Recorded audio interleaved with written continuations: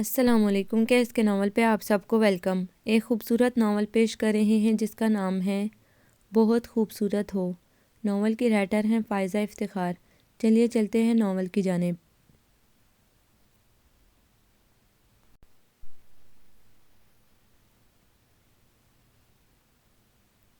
تمہیں کیا پتہ میں کتنی خوبصورت ہوں؟ یہ فقرہ اجیا کا پسندیدہ ترین فقرہ تھا اور دن میں کم از کم 10 بار دہرانا تو جیسے اس نے خود پہ فرض کر رکھا تھا، بلکہ جرار کا تو کہنا تھا ہو نہ ہو رات میں بھی زیادہ نہیں تو 2-3 بار تو وہ ضرور نیند میں بھی اپنا یہ قول بڑبڑاتی ہوگی۔ اس وقت بھی رات کو سونے سے کچھ دیر قبل ڈریسنگ ٹیبل کے آگے دھرے اسٹائلش سے اسٹول پر بیٹھ کر موئسچرائزر سے ہاتھوں کا مساج کرتے ہوئے اس نے بیڈ پہ اینٹیں جمائیاں لیتے اپنے شوہر نامدار جرار لطیف کو مطلع کیا۔ تمہیں کیا پتہ میں کتنی خوبصورت ہوں؟ مجھے پتہ بھی کیسے چلے؟ اجو رانی، میں کوئی کھوجی ہوں نہ سراغ رساں ہی آثار قدیمہ کا ماہر۔ مجھے تو غیب کا علم بھی نہیں آتا۔ مجھے بھلا پتہ بھی کیسے ہو سکتا ہے کہ تم کتنی خوبصورت ہو؟ کبھی فرصت ملی تو ریسرچ کریں گے، کھوج نکالیں گے آپ کی بھی خوبصورتی۔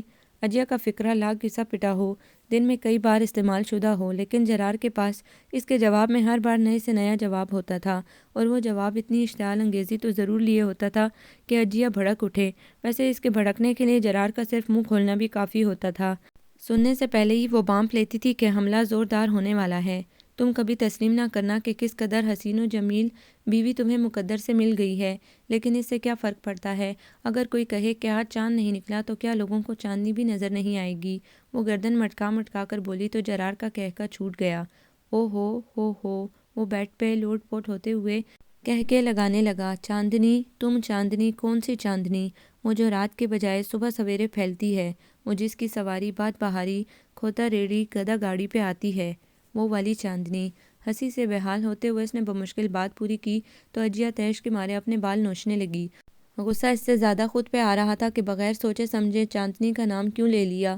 اب تو جرار کے ہاتھ ایک نئی بات آ گئی تھی، اور اب کئی دن اسے چاندنی چاندنی کہہ کر ہی ریکارڈ لگانا تھا۔ چاندنی ان کی کوڑا اٹھانے والی ہندو جمعدارنی کا نام تھا۔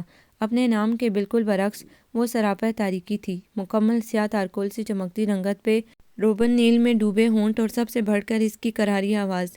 گلی کے نکڑ سے ہی پہلے اس کی چنگاڑ سنائی دیتی تھی، پھر اس کے کھوتے کے گلے میں بندی گھنٹی کی ٹن ٹن، کوڑے والی لی لی۔ اس کی آواز ہر حال میں اپنی پوری توانائی کے ساتھ کانوں میں اتر کے ہی رہتی تھی، بھلے کانوں میں روئی ٹھونس لی جائے۔ چاندنی، او میری چاندنی۔ جرار اپنے تکیے کو بازو میں بھینج کر ناچنے لگا۔ اجے نے اٹھا کر بھاری سا ہیئر برش اسے دے مارا۔ اگرچہ اس نے فوری طور پہ تکیہ آگے کر لیا تھا، لیکن اس موقع پہ ناٹک تو لازمی تھا۔ اونچی اونچی آوازوں کے ساتھ ہائے ہائے کرتا وہ اپنے دائیں ہاتھ کو بغل میں دبائے واویلا مچانے لگا۔ مار ڈالا، ہائے مار ڈالا، ہم پہ یہ کس نے ہیئر برش اچھالا، ہمیں مار ڈالا، ہمیں مار ڈالا، ہمیں مار ڈالا، ہائے مار ڈالا۔ اس کے نرد پاؤں چندر مکھی کو مات دے رہے تھے۔ اجیا زور سے چلائی، میں کہہ رہی ہوں چپ کر جاؤ ورنہ مجھ سے برا کوئی نہ ہوگا۔ تم سے برا تو اب بھی کوئی نہیں۔ You are one and only my sweetie pie. اس کی چمکارنے نے اجیا کو اور بھڑکایا۔ میں چھوڑوں گی نہیں۔ ہاں تمہیں نوچنے کو سوٹنے کے علاوہ آتا ہی کیا ہے؟ اور تم خود کیا ہو؟ گدھ، بلکہ 2 in 1۔ چاہو تو گدھ کے آگے الف لگا لو، چاہے ہٹا لو، دونوں ہی تم پہ سوٹ کرتے ہیں۔ اچھا اب بکواس بند کرو، روز ہی رات کا 1:30 بجا دیتی ہو چیں چیں کرنے میں۔ سونے دو اب مجھے۔ جرار کو غالباً یہ دونوں خطاب پسند نہیں آئے۔ وہ کمبل درست کرتے ہوئے سونے کی تیاری کرنے لگا۔ اچھا میں بکواس کر رہی ہوں اور تم تو جیسے پچھلے 1 گھنٹے سے ارشاد فرما رہے ہو۔ تمہاری تو عادت ہے، پہلے مجھے تڑپاتے کلساتے ہو، پھر اگر میرے منہ سے غصے میں کچھ ایسا ویسا نکل جائے تو ٹپیکل شوہر بنتے ہوئے منہ پھلا لیتے ہو۔ میں پوچھتی ہوں اگر میری چیں چیں اتنی بری لگتی ہے تو پھر میرے منہ کیوں لگتے ہو؟ کیوں پہلے بات شروع کرتے ہو، اور وہ بھی ایسی بات جو تلوے سے لگے اور سر پہ جا کے بھی نہ بجھے؟ کیا کروں؟ کتنی بار کہا ہے کہ اگر اپنے اور میرے تعلقات میں خوشگواریت قائم رکھنا چاہتی ہو تو خدا کا واسطہ ہے خود کو یوں علل اعلان خوبصورت مت کہا کرو۔ میں لاکھ کوشش کروں پرسکون رہنے کی، مگر مجھے مشتعل کرنے کو تمہاری یہ ایک بات کافی ہوتی ہے، اور وہ تمہیں کرنی بھی ضرور ہوتی ہے۔ جلتے ہو تم میرے حسن سے، میری خوبصورتی سے۔ تمہاری خوبصورتی تو خود جلی ہوئی ہے، بلکہ جھلسی ہوئی۔ جرار میں تمہیں چھوڑوں گی نہیں۔ وہ داڑھی اور دوسرے کمرے میں بستر پہ پہلو بدلتی خون کے گھونٹ پیتی اجیا کی ساس محترمہ تڑپ کے اٹھ گئی۔ ناس پیٹی کی زبان ہے کہ خنجر کی دھار، بے ہدایتی کو ذرا لگام نہیں۔ منحوس جو منہ میں آئے بک دیتی ہے، کیسے منہ بھر کے اپنے شوہر کو دھمکی دے رہی ہے، بیاہ کر آئے مہینہ بھر ہوا نہیں اور لحاظ ایک طرف دھر کے کیسے 24 گھنٹے منہ ماری کرتی رہتی ہے میاں سے۔ ارے جب سے آئی ہے یہ چنڈال میرا تو خون خشک ہو کے رہ گیا ہے اس کی باتیں سن سن کر۔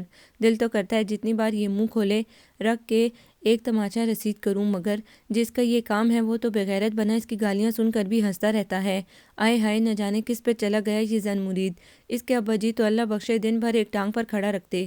اماں جی نے کلستے ہوئے سوچا، پچھلے کئی ہفتوں سے ان کا یہی معمول تھا۔ وہ لاکھ کوشش کرتی کہ اپنے پچھلے معمول پہ کاربند رہتے ہوئے عشاء کی نماز ادا کرنے کے بعد جلد از جلد سونے کی کوشش کریں، لیکن یہ نئی نویلی بہو پہلے تو شوہر سمیت 2 گھنٹے ان کے کمرے میں ہی محفل جمایا کرتی اور پھر بادل نخواستہ کوئی 10 ساڑھے 10 اپنے کمرے میں چلی بھی جایا کرتی تو انہیں لگتا جیسے اب وہ اور بھی سر پہ سوار ہو گئی ہے۔ دیوار سے دیوار ملی تھی کمرے کی اور ہر آواز بآسانی سنائی دیا کرتی، خصوصاً اجیا کی آواز۔ اسے آواز دبا کے بولنے کا ہنر آتا بھی تو نہ تھا دوسرے ہنروں کے ساتھ ساتھ، بلکہ اسے تو خود بھی دبنا نہ آتا تھا۔ مجال تھا کہ کبھی شوہر کے ساتھ تمیز کے دائرے میں رہ کر بات کر لے، اس کے سامنے بھی مزے سے تو تکار کرتے ہوئے ہنسی ٹھٹول کرتی، ساس کے چہرے کے بگڑتے زاویوں کی رتی بھر پرواہ نہ کرتے ہوئے ان کے لاڈلے کی شان میں گستاخی کرتی تھی، ہر دم مسکراتے نینوں میں جیسے بجلی بھری رہتی تھی۔ اماں کو زہر لگتی اس کی مسکراتی چمکیلی آنکھیں اور نیزے چبوتی آواز۔ اپنے کمرے میں جا کر تو وہ اور کھل جاتی، لگتا ہی نہ تھا کہ کوئی نیا نویلا شادی شدہ جوڑا ہے۔ ہر وقت تو میں نوک جھونک دھمکیاں ڈراوے، وہ اپنے پلنگ پہ پڑی نہ چاہتے ہوئے بھی سب سننے پہ مجبور تھی اور اپنے لاڈلے کی بیوی کے ہاتھوں درگت بنتے دیکھ کر چھی بجبی ہوتی رہتی۔ اماں جی یعنی نور بی بی کا کل سرمایہ بس یہی 2 بیٹے تھے، جاوید لطیف اور جرار لطیف۔ دونوں ابھی لڑک پن کی حدود میں پہنچے ہی تھے کہ والد کی شفقت سے محروم ہو گئے۔ لطیف صاحب اچھی خاصی چلتی 2 دکانیں اور ایک 2 منزلہ مکان چھوڑ گئے تھے۔ نور بی بی نے سمجھداری سے کام لیتے ہوئے جلدی خود کو بیوی کے سانے کی المناکی سے باہر نکالا اور اپنی کم تعلیم کے باوجود صرف اور صرف اپنے بیٹوں کے محفوظ مستقبل کی خاطر خود عملی میدان میں اتری۔ انہوں نے نہ صرف سسرال کی مدد لینے سے انکار کر دیا بلکہ میکے والوں پر اعتماد کرنا بھی مناسب نہ جانا۔ وہ اپنی مختصر سی جائیداد کو تجربوں کی بھیڑ نہ چڑھانا چاہتی تھیں۔ بھائیوں نے لا کہا کہ دکانیں خوب چل رہی ہیں، کرائے پر چڑھا دو یا ملازم رکھ لو، دیکھ بھال ہم کر لیں گے۔ جیٹ نے بھی پیشکش کی کہ مال روڈ والی دکان وہ اپنی نگرانی میں لینے کو تیار ہیں، ہر ماہ رقم گھر پہنچا دیا کریں گے، لیکن نور بی بی نے ایسے کسی جھنجٹ میں پڑنا گوارا نہ کیا جس کے نتیجے میں رشتوں میں تلخی یا بدمزگی پیدا ہوتی۔ پررونق بازاروں میں اچھی ساکھ کی حامل وہ دکانیں مناسب قیمت میں بک گئیں، گھر کی اوپری منزل کرائے پہ چڑھا دی، یوں گھر بیٹھے آمدنی کا ایک معقول ذریعہ مل گیا، نہ کسی کا احسان لینا پڑا نہ ہی حساب کتاب کی درسری مول لی۔ دونوں بیٹوں کی پرورش نور بی بی نے بڑی محنت سے کی کہ باپ کے سر پر نہ ہونے کی وجہ سے کہیں بری صحبت کا شکار نہ ہو جائیں۔ عموماً ماں باپ میں سے کوئی ایک روپ رکھتا ہے، لاڈ پیار کا شعبہ ماں کے حصے میں آتا ہے، یوں توازن برقرار رہتا ہے، لیکن زمانے سے ڈری نور بی بی نے بڑی سختی کے ساتھ بیٹوں کو پالا۔ دونوں بڑے ہونہار نکلے۔ ان کے خاندان میں اگرچہ زیادہ تعلیم کا رواج نہ تھا، دکانداری زمینداری باپ چچا کا معاش تھا، میٹرک ایف اے تک پڑھ کر لڑکے باپ کے ساتھ کام پہ لگ جاتے تھے، لیکن لطیف صاحب کے بعد ان کا کاروبار تو ختم ہو چکا تھا، اس لیے نور بی بی نے ان کے لیے کچھ اور ہی خواب دیکھ ڈالے اور ان کی قسمت کے وہ پورے بھی ہو گئے۔ جاوید ان کا بڑا بیٹا مقابلے کے امتحان میں کامیاب کیا ہوا، ان کے تو گویا پیر ہی زمین پہ نہ ٹک رہے تھے۔ ویسے تو اس کی شادی کے ارمان تب سے ہی دل میں مچل رہے تھے جب سے ایم ایس سی کے بعد وہ جاب پہ لگا، لیکن پھر اس کے دل میں سی ایس ایس کرنے کا ارادہ جگہ پا گیا۔ 2 ڈھائی سال تک وہ ہاتھ ہی نہ آیا۔ بیچاری اماں جی خاندان میں اور خاندان سے باہر لڑکیاں ہی دیکھتی رہ گئیں۔ جیسے امتحان میں شاندار کامیابی کے بعد اس کی تقرری ایک وفاقی ادارے میں ہوئی تو نور بی بی کی متلاشی نگاہوں میں بھی ایک لڑکی سما ہی گئی۔ افرا ان کے کرایہ داروں کی بہو کی سہیلی تھی۔ اس کی شادی میں ہی دلہن کے پاس اسٹیج پہ چڑھ کے بیٹھی ابنوسی رنگ کی سلک کی ساڑی میں ملبوس شاہانہ تمکنات کی حامل وہ بے انتہا حسین لڑکی انہیں فوراً ہی بھا گئی۔ اس کی سنجیدہ فطرت کم گوئی شائستگی نے مزید متاثر کیا، وہ فوراً ہی اس کی خاندانی نجابت اور رکھ رکھاؤ کو بھی بھانپ گئیں۔ ادھر شادی کی تقریبات ختم ہوئی، ادھر انہوں نے اوپری منزل پہ بیاہ کے آئی نئی نویلی دلہن سے رابطہ قائم کیا اور پھر اسی کے توسط سے مہربان علی نیازی کے گھر رشتہ لے کے گئیں۔ ان لوگوں نے حقیقتاً ان کی جوتیاں گھسا ڈالی تھیں۔ اگرچہ مالی حیثیت میں وہ بہت بہتر نہ تھے، یعنی رئیس ابن رئیس نہ تھے، لیکن تعلیم یافتہ تھے، اس لیے رہن سہن کے لحاظ سے ان کا گھرانہ نور بی بی کے گھرانے سے بہت مختلف تھا۔ افرا کے والد ریٹائرڈ جج تھے، والدہ پروفیسر، ایک بہن لیکچرر تھی تو دوسری آرمی میڈیکل کالج میں پڑھ رہی تھی، ایک بھائی میجر تھا اور 2 بھائی سافٹ ویئر کا بزنس کر رہے تھے۔ افرا کا نمبر سیکنڈ لاسٹ تھا، اس نے حال ہی میں اپنا MBA مکمل کیا تھا اور اب شادی کی باری اسی کی تھی۔ گھر والے اپنے ہی جوڑ کا رشتہ ڈھونڈ رہے تھے۔ رکشے میں بیٹھ کر آنے والی چکن کی بادامی چادر کی بڑی سی بکل میں خود کو چھپائے وہ خاتون تو جیسے پیچھے ہی پڑ گئی تھیں، جن کے بقول ان کے مرحوم شوہر قسطوں پہ الیکٹرانکس کی چیزیں دینے کا کام کرتے تھے، اور جن کا مزنگ میں 10 مرلے کا 2 منزلہ پکا مکان ہے، جس کا ایک حصہ کرائے پہ چڑھا رکھا ہے۔ لیکن وہ جو ایک بات مشہور ہے نا کہ رشتے آسمانوں پہ طے ہوتے ہیں، تو وہی ہوا۔ تیسرے پھیرے میں تو نور بی بی نے انہیں اس حد تک زج کر ڈالا کہ وہ جان چھڑانے کے لیے ان کے ہاں آ کر لڑکا دیکھنے کی حامی بھر بیٹھے۔ وقتی طور پہ تو نیازی صاحب نے ان خاتون کو صرف ڈالا ہی تھا، پھر نہ جانے جی میں کیا سمائی کہ بیگم کے ساتھ پرانے مزنگ کی اس لمبی سی گلی کے کونے پہ بنے اونچے مکان پہ جا پہنچے۔ نور بی بی نے بیٹے کو بھی روک رکھا تھا۔ نیازی صاحب اس ذہین آنکھوں والے کم گو اور محنتی لڑکے سے ایک دم ہی متاثر ہو گئے، جو سیلف میڈ تھا اور کسی حوالے کے بغیر، کسی خاندانی پس منظر کے بغیر، محض اپنی قابلیت کے بلبوتے پہ اس اعلیٰ عہدے تک جا پہنچا تھا جس کی اہمیت سے شاید اس کی والدہ واقف نہ تھیں، یا پھر کثر نفسی سے کام لیتے ہوئے انہوں نے اس عہدے کا روب لڑکی والوں پہ ڈالنا مناسب نہ سمجھا۔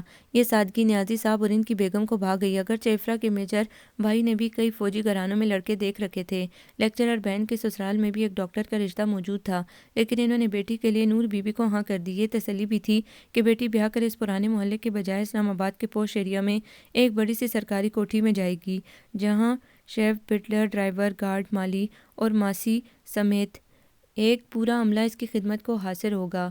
نور بی بی اتنے اونچے گھرانے کی پڑھی لکھی اور حسین و جمیل بہو پا کر پھولے نہ سما رہی تھی۔ ہتھیلی پہ سرسوں جماتے ہوئے انہوں نے منگنی کی بجائے سیدھے شادی ہی طے کر دی۔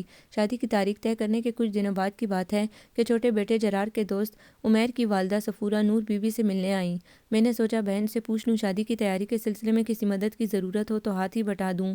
یہ تو تمہاری محبت ہے صفورہ بہن، لیکن کام ہی کیا ہے؟ ویسے تو ظاہر ہے شادی بیاہ کے 100 بکھیڑے ہوتے ہیں، لیکن جاوید نے مہندی ولیمہ سب کسی ہوٹل میں کرنے کا بندوبست کیا ہے۔ ہاں وہی ٹھیک بھی ہے، اب میں اکیلی جان، خود وہ بھی سرکار کی نوکری میں دن رات مصروف، کون اتنا کام دیکھے؟ جرار تو خیر ہے ہی لاپرواہ، تم جانتی ہی ہو، یہی بہتر ہے کہ سب تقریب ہوٹل میں ہوگی، نہ دیگوں والے سے پکوائی پہ بحث، نہ ٹینٹ کناتوں والے سے چغ چغ۔ اچھا رواج نکلا ہے یہ بھی ہوٹلوں کا، سارے جھنجھٹ سے نجات، ورنہ 2 دن کی شادی کے بعد 2 ہفتے لگ جاتے تھے گھر صحیح کرنے میں۔ کہتی تو تم بھی ٹھیک ہو، لیکن یہ تو ماننا پڑے گا کہ شادی کی اصل رونق اور برکت تو شادی والے گھر میں ہی دکھتی ہے۔ آہا کیا شادیاں ہوتی تھی، وہ بھی سارا خاندان مہینہ بھر پہلے اکٹھا ہوا کرتا تھا، خالائیں، چچیاں، تائیاں، بھابیاں مل کر جہیز اور بری کی تیاری کے لیے بازار چھانا کرتیں، گھر پہ درزن بٹھائی جاتی ہے، سگی بہنیں اور رشتے کی بہنوں کے ساتھ ساتھ محلے بھر کی لڑکیاں بالیاں بھی اکٹھی ہو جاتیں، دن بھر چٹائی بچھا کر دیگوں کے لیے چاول چنے جاتے، مسالے پیسے جاتے، شام کو ڈھولک رکھ کے شگن کے گیت گائے جاتے، اور رات گئے تک بچیاں دلہن کے جوڑے ٹانگتیں، دوپٹوں پہ کرن لگاتی، شادی والے دن آنگن میں جھنڈیاں، چھت پہ کناتے، دیواروں پہ کمکمے، سیڑھیوں پہ بھاگتے دوڑتے بچے، گلی سے آتی دیگوں کی کھڑ کھڑ پلاؤ زردہ دم دینے کی خوشبو، دور سے آتی بارات کے ساتھ شہنائی اور باجے کی آواز، واہ واہ کیا رونق لگتی تھی، پتہ چلتا تھا کہ شادی ہو رہی ہے۔ اب یہ تو وقت کی بات ہے، آج کل کس کے پاس اتنا وقت کہ محلے کی شادی کے کام کے لیے سارا دن وقف کیا جائے۔ ایک تو کم وقت ہمارے امتحان ہی سارا سال ختم نہیں ہوتے، شروع سال میں میٹرک کے، بڑی گرمیوں میں ایف اے کے، بی اے کے، اور آخر میں اسکولوں کے ہو رہے ہوتے ہیں۔ جس گھر بھی شادی کا بلاوا دینے جاؤ یہی سننے کو ملتا ہے، ہائے اللہ یہ کن دنوں میں بیاہ رکھ لیا، پپو کے 6ٹھی جماعت کے سالانہ امتحان ہو رہے ہیں، یا ببلی نے بورڈ کا امتحان دینا ہے۔ اب تو بہن کوئی گھڑی 2 گھڑی کے لیے شرکت کر لے تو بھی بہت ہے۔ خیر ایسے تو نہ کہو، ہم جیسے محبت کے مارے بھی ہیں، چلو یہ مسئلہ تو تمہارا حل ہوا، لیکن خیر سے بری تو بننا ہوگی، نئے زمانے کی لڑکی ہے، پڑھی لکھی اور ماڈرن، ہم تم نہ جانے کیا بنا بیٹھے۔ میں نے سوچا ہے کہ اپنی نصرت اور وہ جو جرار اور عمیر کا پرانا دوست ہے نا حامد، جو شارجہ چلا گیا ہے، اس کی بہن بھی کالج میں پڑھتی ہے، بڑی بھلی لڑکی ہے، یہ دونوں مل کر دلہن کی شاپنگ کر لیں گی۔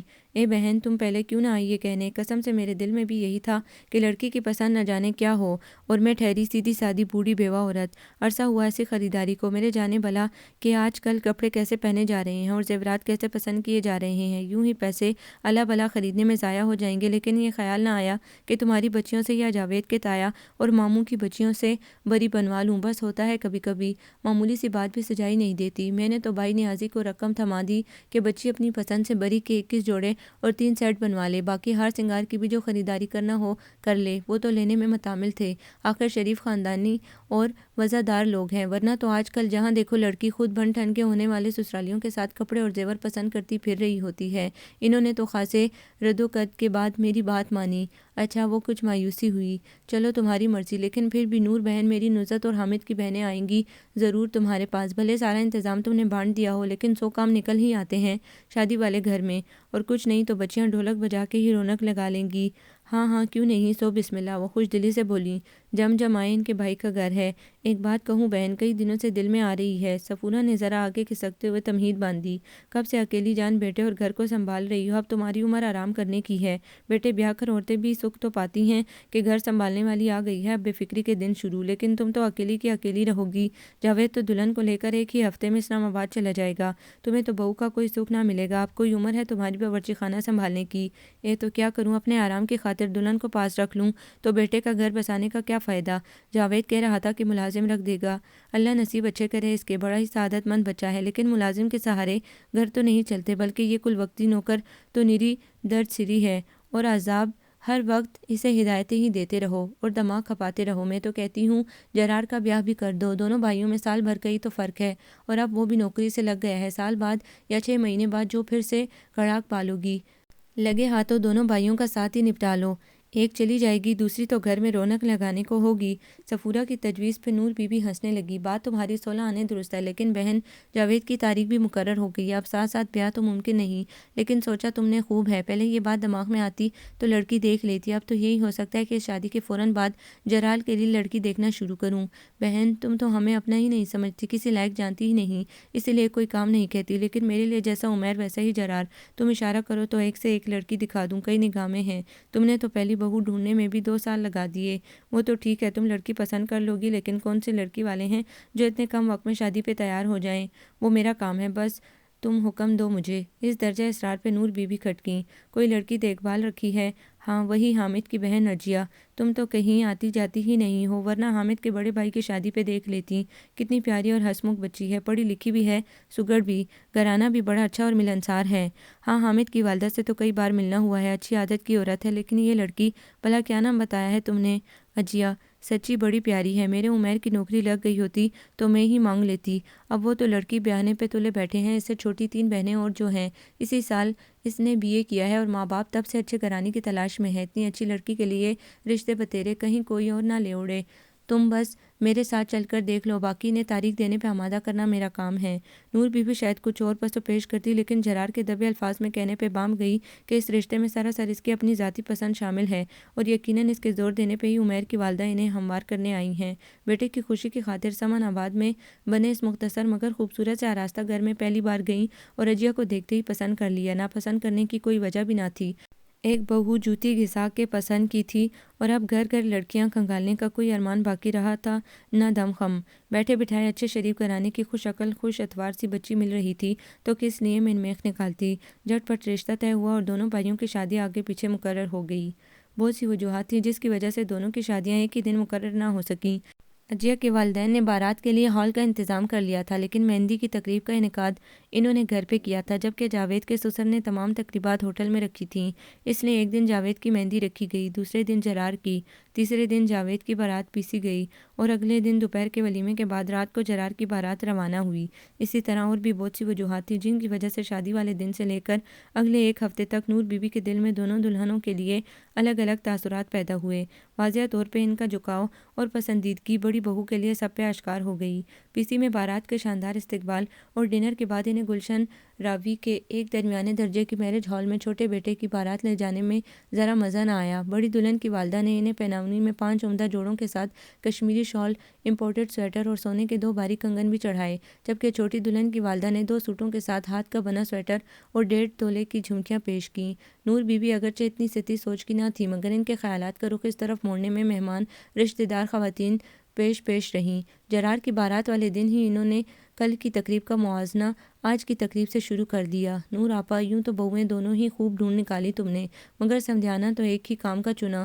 جاوید کی سسرال والے تو بڑی اونچی چیز دکھتے ہیں، ایک رشتے کی بہن بولیں تو دوسری طرف نند نے تائید کی، اور کیا کہاں کل کی پروقار تقریب، کہاں یہ روکھا پھیکا انتظام۔ جاوید کے سسرالیوں نے بڑا دل کیا تھا، باوردی ویٹر ٹرے لے کر سوپ آئس کریم بیٹھے ہوئے مہمانوں کے آگے پیش کرتے رہے، اور کھانا بھی کیا پائے کا تھا، چائنیز اور میٹھے میں بھی 2 ڈشیں تھیں۔ پھر کھانے کے بعد سب چائے پیتے ہوئے ضلع ہما اور شاہدہ منی کے گانے سننے میں کتنا مزہ آیا تھا، ہائے اللہ، میں نے کبھی سوچا نہ تھا کہ یوں ان کے سامنے بیٹھ کر ان کا پروگرام دیکھوں گی۔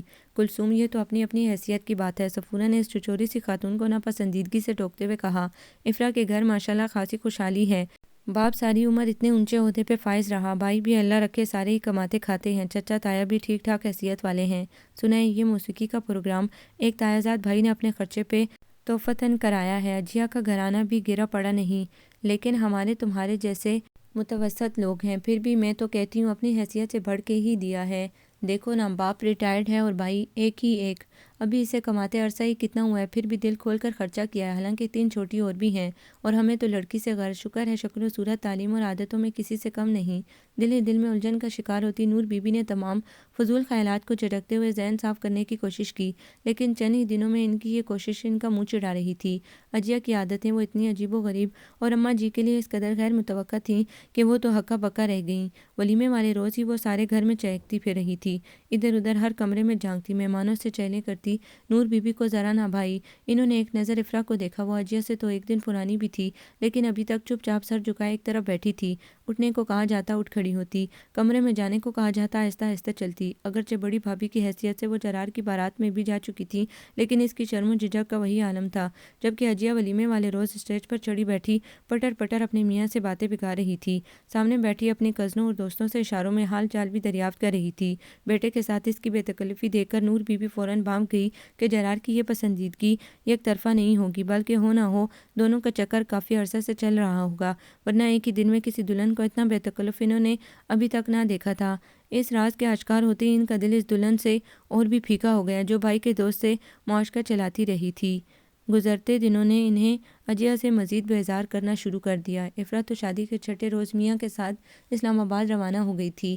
ان 6-7 دنوں میں بھی اس کی شرم و جھجک کا وہی عالم تھا جس پہ اماں جی بھاری صدقے ہوتی رہیں، جبکہ اسی ایک ہفتے کے دوران اجیا نے محلے تک میں دوستانہ اور بے ناپا جوڑ لیا۔ 1.5 مہینے بعد اپنے 15 روز ہنی مون سے واپسی پر جاوید افرا کو پھر سے 10 دن کے لیے لاہور چھوڑ گیا۔ آدھا وقت اس نے میکے میں گزارا اور آدھا سسرال۔ اگرچہ اب اس کا گریز کم ہو چکا تھا، لیکن اجیا والی بے تکلفی اور بے دھڑک انداز اسے چھو کر نہ گزرا تھا۔ اماں جی اس پہ نثار ہو جاتی جب وہ مسکان لبوں میں بھر کر شرماتے لجاتے اپنے شوہر کو جاوید جی کہہ کر مخاطب ہوتی، جبکہ اجیا نے آپ جناب کا کوئی تکلف نہ رکھا تھا، وہ شروع دن سے میاں کو نام لے کر مخاطب کرتی، لیکن حقیقتاً ساس بہو کا ٹکراؤ ہونے کی اب تک نوبت نہ آئی تھی۔ غنیمت کہ وہ اپنی بدتمیزیاں میاں تک محدود رکھتی، ساس کا مقدور پر احترام کر لیتی تھی، اسی لیے توان و کرہن وہ اس منہ پھٹ اور دیدہ ہوائی بہو کو برداشت کر رہی تھیں، جو ان کے تمام تر گریز اور واضح ناپسندیدگی کے اظہار کے باوجود دن بھر ان کے سر پہ سوار رہتی اور ادھر ادھر کے قصے سنا سنا کر انہیں بیزار کرتی رہتی۔ میاں حسن دی کلاشنکوف، استغفار! یوں تو اجیا کو جھاڑو لگاتے اور برتن دھوتے وقت کچھ نہ کچھ گنگنانے کی عادت تھی ہی، لیکن اس وقت لمبے سے باندھ سے جالے اتارتے ہوئے اس نے جو پرتشدد گانا گانا شروع کیا تو اسے سنتے ہی جرار نے برا سا منہ بنا کر کانوں کو ہاتھ لگائے اور توبہ استغفار شروع کی۔ نور بی بی نے کڑی نظروں سے بیٹے کے اس ناکافی رد عمل کو گھورا۔ اجیا نے مڑ کر شوہر نامدار کو چپتی نظروں سے دیکھا، پھر شانے اچکا کر دوبارہ کونوں خدروں سے جالیں صاف کرنے میں مشغول ہو گئی۔ گانے کے بول اب بدل چکے تھے، لیکن آواز پہلے سے بلند تھی اور جرار کا رد عمل بھی پہلے سے بڑھ کر اکسا دینے والا تھا۔ ڈھولا وے گل سن ڈھولا، ہائے ڈھولا، نہ تم تو یوں کہو۔ جرار نے اخبار طے کر کے ایک طرف رکھی اور کمر کس کے میدان میں اترا۔ ڈھولا، اوئے پھٹے ہوئے ڈھولا! اس نے ساجن کے خوبصورت پنجابی ورژن ڈھولا کو سراسر دوسرا مطلب دیتے ہوئے اسے پھٹے ہوئے ڈول سے تشبیہ دی۔ تو تم کون سا سلے ہوئے ڈول ہو، تمہارا منہ کھلنے کی دیر ہوتی ہے کہ ایک شور برپا ہو جاتا ہے، تمہاری تو صرف ایک ہلکی سی معمولی ہچکی بھی افطار کا اعلان کرنے والے سائرن جیسی ہوتی ہے۔ اجیا، اماں کے صبر کا پیمانہ لبریز ہو گیا تو پکار بیٹھیں، کچھ دوپہر کے کھانے کی فکر بھی ہے یا نہیں؟ چھٹی کا دن ہے لیکن کھانے پینے کی چھٹی تو نہیں، جاؤ جا کر کچن کی خبر لو۔ جی اچھا اماں۔ وہ بانس سے ایک طرف رکھ کر سر پہ ماسیوں کی طرح کس کر لپیٹا دوپٹہ کھولنے لگی تو جرار شہ پا کر بولا، بجائے اس کے کہ چھٹی والے دن اچھی بیویوں کی طرح اپنے شوہر کے لیے نت نئے کھانے بناؤ، صبح سے ان بیچارے کیڑے مکوڑوں کے گروندے مل یا میٹ کرنے میں مگن ہو۔ یہ ناجائز تجاوزات ہیں۔ بڑی سنجیدگی سے مطلع کیا گیا۔ آپریشن کلین اپ سے فرصت ملے تو ایک نظر میرے بیچارے سے چہرے پر بھی ڈال لو، دوپہر کے کھانے کی آس میں لٹک لٹک کر اتر سا گیا ہے، چڑھا کب ہوتا ہے۔ وہ بڑبڑائی، باتوں کے جواب ہی دیتی رہنا، یہ مت کرنا کہ کچن میں جا کر ہانڈی ڈوئی کو استعمال میں لاؤ، بھوک سے پیٹ میں چوہوں کا ٹورنامنٹ شروع ہو چکا ہے۔ اف میرے خدا، مانتی ہوں پکانے میں دیر ہو گئی ہے، اماں جی ٹوکیں تو بات سمجھ میں بھی آتی ہے، ان کا ناشتہ چھٹی کا دن ہو یا عام دن چائے کے ایک کپ کے ساتھ ہاف بوائل انڈا اور 2 بسکٹ کے علاوہ کچھ نہیں ہوتا، لیکن غضب خدا کا، تم نے میری آنکھوں کے سامنے پورے 3.5 پراٹھے 2 انڈوں کے آملیٹ کے ساتھ ڈکارے تھے، اور ہاں وہ اتنا لمبا جگ میٹھی لسی سے بھرا ہوا۔ ہائے ہائے، یوں منہ بھر کے اماں جی نے ہول کر بہو کو ٹوکنا چاہا تھا، لیکن جس طرح نکار خانے میں کوئی طوطی کی ٹہ ٹہ کو لفٹ نہیں کراتا، اسی طرح جرار اور اجیا کی تکرار میں ہمیشہ ان کی آواز دب جاتی تھی۔ اس وقت بھی ان کی بات مکمل ہونے سے پہلے ہی جرار شروع ہو گیا۔ تبھی تم میرے سامنے بیٹھی رہتی ہو، نوالے جو گننا ہوتے ہیں۔ وزیر خوراک: ایک چھٹی کے دن ہی تو پراٹھا کھاتا ہوں، ورنہ ہفتے کے 6 دن وہ جلے ہوئے ٹھنڈے ٹوسٹ جو کسی بھوسی ٹکڑے والے کی بوری میں سے نکالے گئے لگتے ہیں، اور وہ عجیب و غریب سی شکل و صورت والا فرائی انڈا جس کو دیکھتے ہی اندازہ ہو جاتا ہے کہ ایسے مرض وجود میں لانے والی مرغی کا موڈ اس وقت کتنا خراب ہوگا نا اس کا مرغا بھی تمہاری طرح جل ککڑا۔ جب ہی بیچاری کا موڈ بگڑا ہوگا، وہ لفظ چبا چبا کے بولی۔ میں اور جل ککڑا، ذرا ہوش کے ناخن لو اجو رانی۔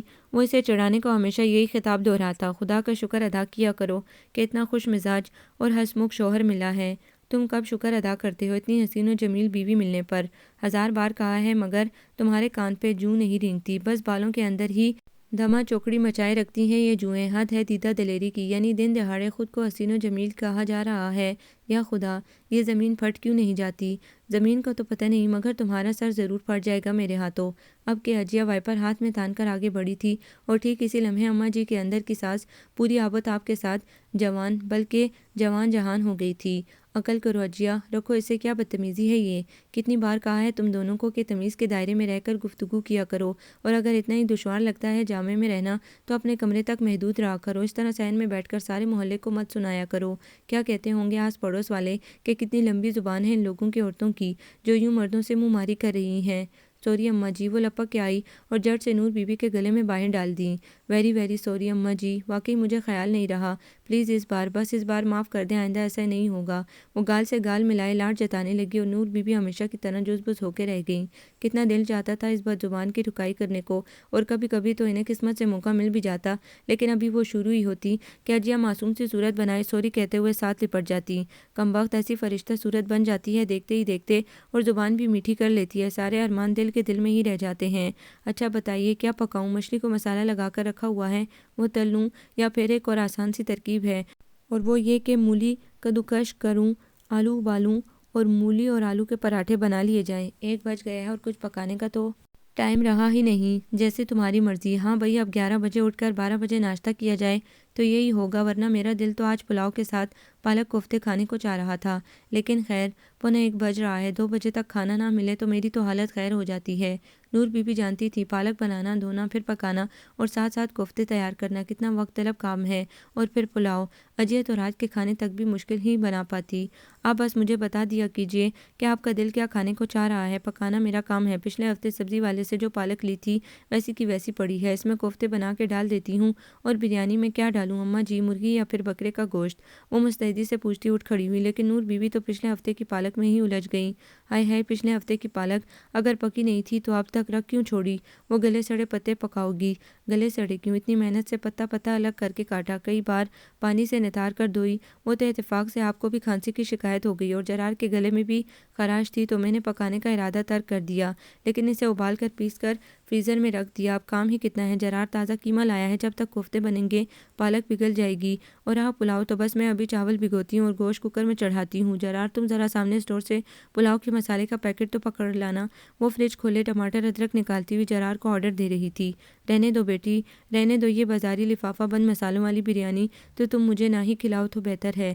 ساری زندگی اپنے ہاتھ سے مسالے کوٹ پیس کر ہنڈیاں پکائی اور کھائی ہے، عمر کے اس دور میں جب ویسے ہی بیماریاں طاق لگائے بیٹھی رہتی ہیں، تم مجھے بازاری سڑے بسے مسالے کھلا کر بیمار کرنا چاہتی ہو؟ اور یہ موا فریزر، یہ میں نے ہمیشہ برف جمانے کے لیے استعمال کیا ہے، تم اس سے نت نئے کام مت لو۔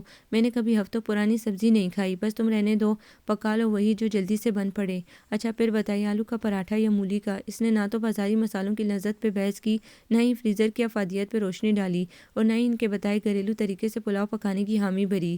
آلو سے مجھے گیس کی شکایت ہوتی ہے اور مولی سے منہ میں بدبو آ جاتی ہے، اور توبہ توبہ اس سے منحوس ڈکار آتے ہیں کہ انہوں نے ناک چڑھائی۔ جرار خاموش تماشائی بنا یہ بحث سن رہا تھا جس نے گھڑی کی سوئیوں کو ایک کے ہندسے سے بھی آگے بڑھا دیا تھا۔ تو پھر کیا بناؤں اماں جی؟ وہ سوچ میں پڑ گئی۔ کبھی خود بھی کوئی فیصلہ کر لیا کرو۔ نور بی بی کو اس کی ہر وقت پوچھنے کی عادت بڑی بری لگتی تھی۔ دن میں 3 بار کیا پکاؤں کا سوال لے کر ان کے سر پر سوار رہتی۔ ابھی خود ہی تو بتایا کہ قیمہ رکھا ہے، مجھے قیمے کا پراٹھا بنا دو، بلکہ یہ آلو مولی رہنے دو، سارے قیمے کے پراٹھے بنا لو، اور وہ بدرنگ تیل مت ڈھونڈیل دینا توے پر، ذرا ذرا سا گھی لگا کر خوب سرخ سرخ پراٹھے تلنا، بالکل خستہ بنیں گے، جتنا زیادہ گھی توے پہ ڈالو پراٹھا سخت ہو جاتا ہے، اور ہاں آنچ ہلکی رکھنا۔ جی اچھا اماں، کچن کی طرف وہ مڑ کے بولی۔ گھر کے بنے مکھن کی ڈلی ہر پراٹھے پہ رکھنا، اور دہی میں صرف نمک اور کالی مرچ پھینٹ کر لانا، کہیں ہری مرچیں مت کتر لانا اس دن کی طرح۔ ہاں مگر قیمے میں ہری مرچ اور ہرا دھنیا خوب ڈالنا۔ ان کی نان سٹاپ ہدایتیں کچن تک اجیا کا پیچھا کر رہی تھی، اور جواباً اس کی جی اچھا کی گردان جاری تھی۔ پراٹھے ان کی مرضی کے مطابق بنے تھے، اس لیے کھانا کسی بدمزگی کے بغیر کھایا گیا، لیکن سپہر کو ان کی جان پھر سے ان دو میاں بیوی کی چیخ چیخ نے جلانا شروع کر دی۔ ظہر کی نماز ادا کر کے وہ لیٹی ہی تھی کہ ہلکی ہلکی بن بن انہیں کھسمسانے پہ مجبور کر گئی۔ نہ جانے یہ چھٹی کا دن اتنی جلدی کیسے آ جاتا ہے، اور پتہ نہیں اتنا لمبا کیوں ہوتا ہے، آگے پیچھے کی تو خبر ہی نہیں ہوتی، کیسے جلدی سے سارا دن گزر جاتا ہے اور فوراً ہی شام ہو جاتی ہے۔ ادھر شام پڑتی ہے، ادھر تم میرے سر پہ سوار، لیکن یہ چھٹی کا دن تو گزارے نہیں گزرتا۔ تم کیا جانو 24 گھنٹے تمہارے ساتھ گزارنا کتنا مشکل کام ہے، ہر لمحہ حواسوں پہ سوار رہتے ہو، کاش ہفتے کے ایک دن بھی تمہاری چھٹی نہ ہوا کرے۔ ہائے وہ متعجب تھیں، کسی زمانے میں وہ بھی یہ دل جلی فریاد بڑے شد و مت سے کیا کرتی تھیں، لیکن اللہ بخشے جاوید کے ابا جی تھے بھی تو بڑی صلاحیتوں کے مالک، ان کے ساتھ پورا دن ان کی کڑی نگہداشت میں گزارنا واقعی بڑے دل گردے کا کام تھا۔ وہ تو ان کی موجودگی میں اتنی آواز بھاگتا رہا کرتی کہ ہاتھ سے برتن چھوٹ جاتے، یوں اور بھی ذرا عتاب آیا کرتی، لیکن دل کی یہ آس سدا ان کے دل میں ہی چھپی رہی۔ زبان پہ لانا تو ایک طرف، وہ کبھی اپنے چہرے پہ ناگواری کی ایک شکن تک لانے کی ہمت تک نہ کر سکیں، اور یہ اجیا کمبخت کیسے منہ بھر بھر کے میاں کو سخت سوز سنا چاہتی ہے، نہ مراد کو ذرا لحاظ نہیں، نہ میاں کا نہ ساس کا، نہ ہی کوئی خوف خدا ہے، بس تربیت کی کمی ہے، اور کیا۔ ہمیں ہماری ماں نانی دادی نے گھٹی میں گھول کر مرد کی عزت کا درس پلا رکھا تھا، اور وہ افرا بھی تو ہے، اس کی شادی کو بھی تو 6 ماہ ہی ہو رہے ہیں، مجال ہے جو میرے سامنے اونچی آواز میں شوہر کو پکار لے، کیسے ادب سے جی جی کر کے بات کرتی ہے، ذرا بحث نہیں کرتی۔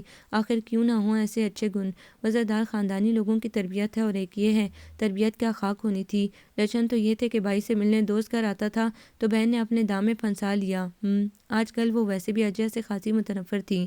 کچھ ہی روز ہوئے جاوید اور افرا 2 دن یہاں گزار کر گئے تھے، اور ان دونوں کے طور اتوار کا موازنہ وہ جرار اور اجیا سے کر کر کے اور بھی بدظن ہوتی جا رہی تھیں۔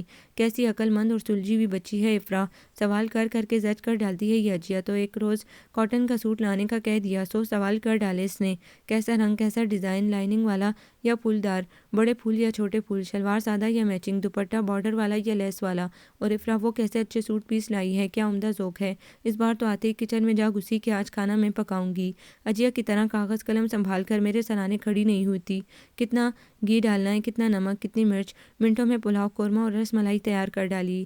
ہائے ہائے میری قسمت، کیسا زمانہ چھان کر یہ ہیرا چنا تھا میں نے، اور ذرا سکھ نہیں لے سکی اتنی بے مثل بہو کا، اور یہ جو ناگہانی بلا کی طرح سر پہ آن پڑی ہے، اسے بھگتنا پڑ رہا ہے۔ جاوید تو منتیں کر کے گیا ہے کہ میں اس کے ساتھ اسلام آباد چل کے رہوں، لیکن کیا کروں، اللہ بخشے اس کے ابا جی جیسے بھی تھے عادی کر گئے اپنا، اس گھر سے دور رہنے کو جی بھی نہیں چاہتا جسے انہوں نے اتنے ارمانوں سے بنوایا اور جس کا چپا چپا میں نے سنوارا۔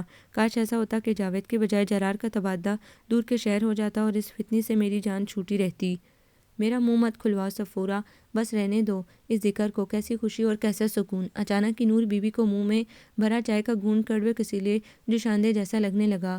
ہوا صرف یہ تھا کہ صفورہ ان سے پوچھ بیٹھی تھی، کیوں نور بہن اب تو خوش ہونا تم، کیسی رونق لگی ہوئی ہے گھر میں بہو کے دم سے، ورنہ جاوید دلہن لے کر چلا جاتا تو تم پیچھے مکھیاں مارتی رہتی۔ اور ان کے فقط اتنا کہہ دینے کی دیر تھی کہ نور بی بی کے منہ کے زاویے بگڑنے لگے۔ چائے کا بڑا سا گھونٹ زہر مار کرتے ہوئے وہ ہاتھ ہلا ہلا کر انہیں سنانے لگیں۔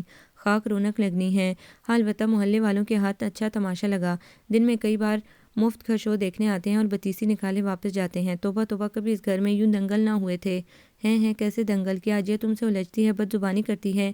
یقین نہیں آتا، وہ متعجب تھیں۔ مجھ سے الجھنے کی فرصت تو تب ملے اس کٹکنی بلی کو جب وہ اپنے بیچارے میاں کی جان بخشی کرے۔ ہائے میرا بچہ پسند کی شادی کو بھگت رہا ہے، کیا بتاؤں صفورہ، کیا کیا صلواتیں نہ سناتی ہے وہ، زبان ہے کہ کینچی، مرجھا کے رہ گیا ہے میرا جرار۔ وہ دوپٹہ آنکھوں پہ رکھ کے سسکنے لگی۔ ایسا بھی کیا آسمان ٹوٹ پڑا بہن جو یوں آہیں بھر رہی ہو، جرار کی صحت تو ماشاءاللہ پہلے سے اچھی ہو گئی ہے، परसों आए थे दोनों मियाँ बीवी घड़ी भर को मिलने के लिए। ईमान से मैं तो नजरें ही उतारती रह गई। कितना रूप चढ़ा है अजिया के चेहरे पे और कितनी आसूदगी थी जरार की शक्ल पे। और तुम कहती हो कि जरार तो अपने मुंह से कह रहा था कि सफूरा खाला आपने ज़िंदगी संवार दी। अगर आप अम्मा जी को रजामंद ना करती तो आज न जाने किसके साथ कैसी ज़िंदगी गुजर रही होती। नूर बहन, ये तो बेमिसल जोड़ी है चांद सूरज की। वो कहते हैं ना कि अल्लाह मिलाई जोड़ी, एक अंधा एक कोड़ी। बेहद जल के नूर बीबी ने लुकमा दिया। मेरी समझ से बाहर है। तुम्हें ये गलत फहमी क्यों कर हुई कि दोनों एक दूसरे से खुश नहीं? मैं तो सिर्फ अपने मासूम बच्चे की बात कर रही हूँ। भला कौन मर्द ऐसी लंबी जुबान वाली बदमिजाज औरत के साथ खुश रह सकता है? रही बनो रानी तो वो भले जाहिर ना करे, लेकिन अंदर से तो बड़ी खुश होगी कि कैसा काट का उल्लू मर्द मिला है। अगर जरार अपने मरहूम अब्बा की एक ज़रा सी भी झलक ले लेता तो अजिया के होश ठिकाने आ जाते। इतने तेज कान थे अल्लाह बख्शे इनके। घर के परले कोने में भी अगर मैं किसी देवरानी से हल्की फुल्की बातें कर रही होती तो फ़ौरन बाज़पुर्स करने सर पे आन खड़े होते। क्यों हंसी, क्यों गई, कहाँ गई, वगैरह वगैरह। तुम्हें सरासर गलत फहमी हुई है नूर बहन। दोनों का मिजाज ही ऐसा है। जरार पहले से हंसोड़ और जुगतबाज, ऊपर से बीवी भी चुटकुले छोड़ने वाली मिली। घर में लोग ही कितने हैं, दोनों एक दूसरे का दिल बहलाए रखते हैं। रौनक लगी रहती है। और मोहल्ले वालों की भी तुमने खूब कही। मेरी भाभी खालदा और वो जो 4 मकान परे रहती हैं बता रही थी कि नूर बीबी की नई बहू ने सारी गली में पसंदीदा तरीन हस्ती का दर्जा हासिल कर लिया है। लोगों के दिलों को मुट्ठी में लेने का फन इसे आता है। दिल का तो पता नहीं, हाँ मेरा कलेजा ज़रूर दबोचे रखती है। वो बड़बड़ाई। सफूरा अपनी कहती रही, तुम अकेली थी तो कौन इतना ज़्यादा आता जाता रहता था। अब तो माशाल्लाह कभी कोई खीर लिया आ रहा है, कोई कड़ी पकाकर। सब तुम्हारी बहू की मिलनसार और हंसोड़ तबीयत की वजह से है। आग लगे ऐसी तबीयत को, तुम भले कितनी ही वकालत कर लो। मैं तो साफ कहती हूँ हामिद की माँ ने कोड़ी की तरबियत नहीं की अपनी बेटी की। तुम ठीक कहती हो कि जरार की अपनी आदत हंसने हंसाने की है, इसीलिए तो बुरी भली निभ ही रही है। लेकिन सोचो अगर कोई मिजाजदार मर्द मिल जाता तो मैं शर्तिया कहती हूँ 4 दिन बर्दाश्त ना करता और चोटी से खींच कर निकाल बाहर करता। ये तो तुम ज्यादती कर रही हो। इसकी तरबियत में कहाँ कोई कमी है। जैसा माहौल हो लड़कियां डल ही जाया करती हैं। शौहर संजीदा मिजाज होता तो अजिया भी मैकी की आदतें भूल भाल जाती। अब किस्मत से जरार जैसा खुश मिजाज मिला है तो और भी हंसोड़ हो गई है। ये नोक जोंक तो वो मजाकन करते हैं एक दूसरे को तंग करने या छेड़ने के लिए। कोई सचमुच थोड़ा झगड़ रहे होते हैं। माफ़ करना, तुम्हारी हिस्से मिजाज बस यूं ही सी है, इसीलिए इस बचकाना छेड़छाड़ को दंगल का नाम दे रही हो। तुम कुछ भी कह लो, साफ बात है मेरे दिल को तो ये लड़की ज़रा नहीं बाई। ना तोड़, ना तरीका, ना अदब, ना सलीका। और ज़माने भर की एक ज़रा से दाल चावल पकाने हो तो 10 बार पूछने आती है। हैं ये क्या कह रही हो? मैंने खुद इसके हाथ के मज़े मज़े के पकवान खा रखे हैं। पहली बार इनके घर मिलाद पे गई तो ऐसा लजीज हलवा पूरी का नाश्ता कराया कि पूछो ही मत। किसी और से पकवा कर अपना नाम कर लिया होगा। नहीं नहीं, उमैर के दोस्तों की दावत थी। उमैर ने देख वाले का बंदोबस्त कर रखा था। मतंजन और कोरमा बन रहा था। मैंने अजिया से हलवा पूरी की फरमाइश की और यकीन करो ऐसी खस्ता पूरियाँ इस अकेली लड़की ने तली। ऐसा सुंदर सूजी का हलवा भुना और ऐसे चटपटे चन्ने आलू पकाए कि सब उंगलियां चाटते रह गए। सारा कोरमा और मतंजन धरे का धरा रह गया। इन्होंने अजिया की वकालत जी जान से जारी रखी, लेकिन नूर बीबी हूँ करती सर झटकती रहीं। अम्मा जी ज़रा ये तकिया तो काट दें। इसने नमाज के बाद वजीफ़ा पढ़ती अम्मा जी को बुरी तरह चौंका के रख दिया। तकिया? वो क्यों भला बावली हुई हो? वो मेरा मतलब है ये तकिए के साइज़ का कवर बेडशीट सीनी थी। सोचा आपसे सही नाप के तकिए कटवा लूँ। मेरा मतलब है कवर। ए लो, तुम्हें गिलाफ तक की काट छांट नहीं आती। हमने तो सुन रखा है बड़ी अच्छी सिलाई जानती हो। कर तो लेती हूँ अम्मा जी, लेकिन मैंने सोचा आपके हाथ में ज़्यादा सफाई है, ज़्यादा अच्छे बनेंगे। यूं ही चिकनी चुपड़ी सुनाकर तुम मेरी अम्मा से मुशक्कत कराती रहती हो। जरार ने छत से पतंगों का अंबार लेकर नीचे उतरते हुए कहा। इत्तेफाक से आज भी छुट्टी का दिन था और चूंकि बसंत की आमद थी, इसलिए नाश्ते के बाद से ही वो छत पर अपना पतंगबाजी का शौक पूरा कर रहा था। यही वजह थी कि कई घंटों से नूर बीबी दोनों की लड़ाइयों से महफूज थीं। 2-3 बार चाय और कीनू वगैरह लेकर अजिया भी ऊपर गई थी और बेशक 10-12 मिनट बाद वापस आ गई थी, लेकिन नूर बीबी जानती थी वो चोंच लड़ाने का अपना शोहल ज़्यादा देर तर्क नहीं कर सकती। वो कुलस कर सोचती रह जाती कि आस पड़ोस की छतों पर चढ़े लोग इनकी तू तू मैं को क्या रंग दे रहे होंगे। कोई काम तुमसे मुकम्मल हो नहीं पाता, लेकर मेरी अम्मा के सर पे सवार रहती हो। बेचारी इस उम्र में भी तुम्हारा पौड़पन भुगतती रहती हैं। जरार का ये जुमला नूर बीबी को बड़ा भला लगा। बेचारी सी शक्ल बनाकर कैंची संभाल ली। क्या हर वक्त मेरी अम्मा करते रहते हो? अब ये सिर्फ और सिर्फ मेरी अम्मा हैं। मेरा पूरा हक है इन पे। तुम भी तो सारी उम्र लाड उठाते रहे हो। अब मेरी बारी है। मैं अम्मा जी से जो दिल चाहेगा करवाऊंगी। और तुम देखना, अम्मा जी से सीख सीख कर 1-2 साल तक मैं इतनी हर फन मोला हो जाऊंगी कि तुम्हें मुझे पौड़ कहने की हिम्मत तक ना हो सकेगी। बहुत अच्छे। नूर बीबी इसके मकर और चापलूसी पे तिल मिलाने के बावजूद दाद देने पे मजबूर हो गई। अच्छा तरीका है काम निकलवाने का। लाडो रानी कैसे तरसी बैठी है माँ के लिए। निरा ढोंग। وہ اور بدگمان ہو گئی اور پکا ارادہ کر لیا کہ اس کے جال میں نہیں پھنسیں گی، ورنہ وہ تو یوں ہی چکنی چپڑی کر کر کے ان سے سارے گھر کی چاکری کروایا کرے گی۔ انہوں نے سنجیدگی سے جاوید کے کل کے فون کے بارے میں سوچنا شروع کر دیا، جس میں اس نے باقاعدہ منتیں کر کے ماں کو اسلام آباد بلایا تھا۔ وہ سخت ناراض تھا کہ شادی کے بعد اب تک وہ کئی بار بیوی سمیت ملنے آ چکا ہے، مگر وہ ایک بار بھی ان دونوں کے ہزار بلانے کے باوجود وہاں نہیں آئی۔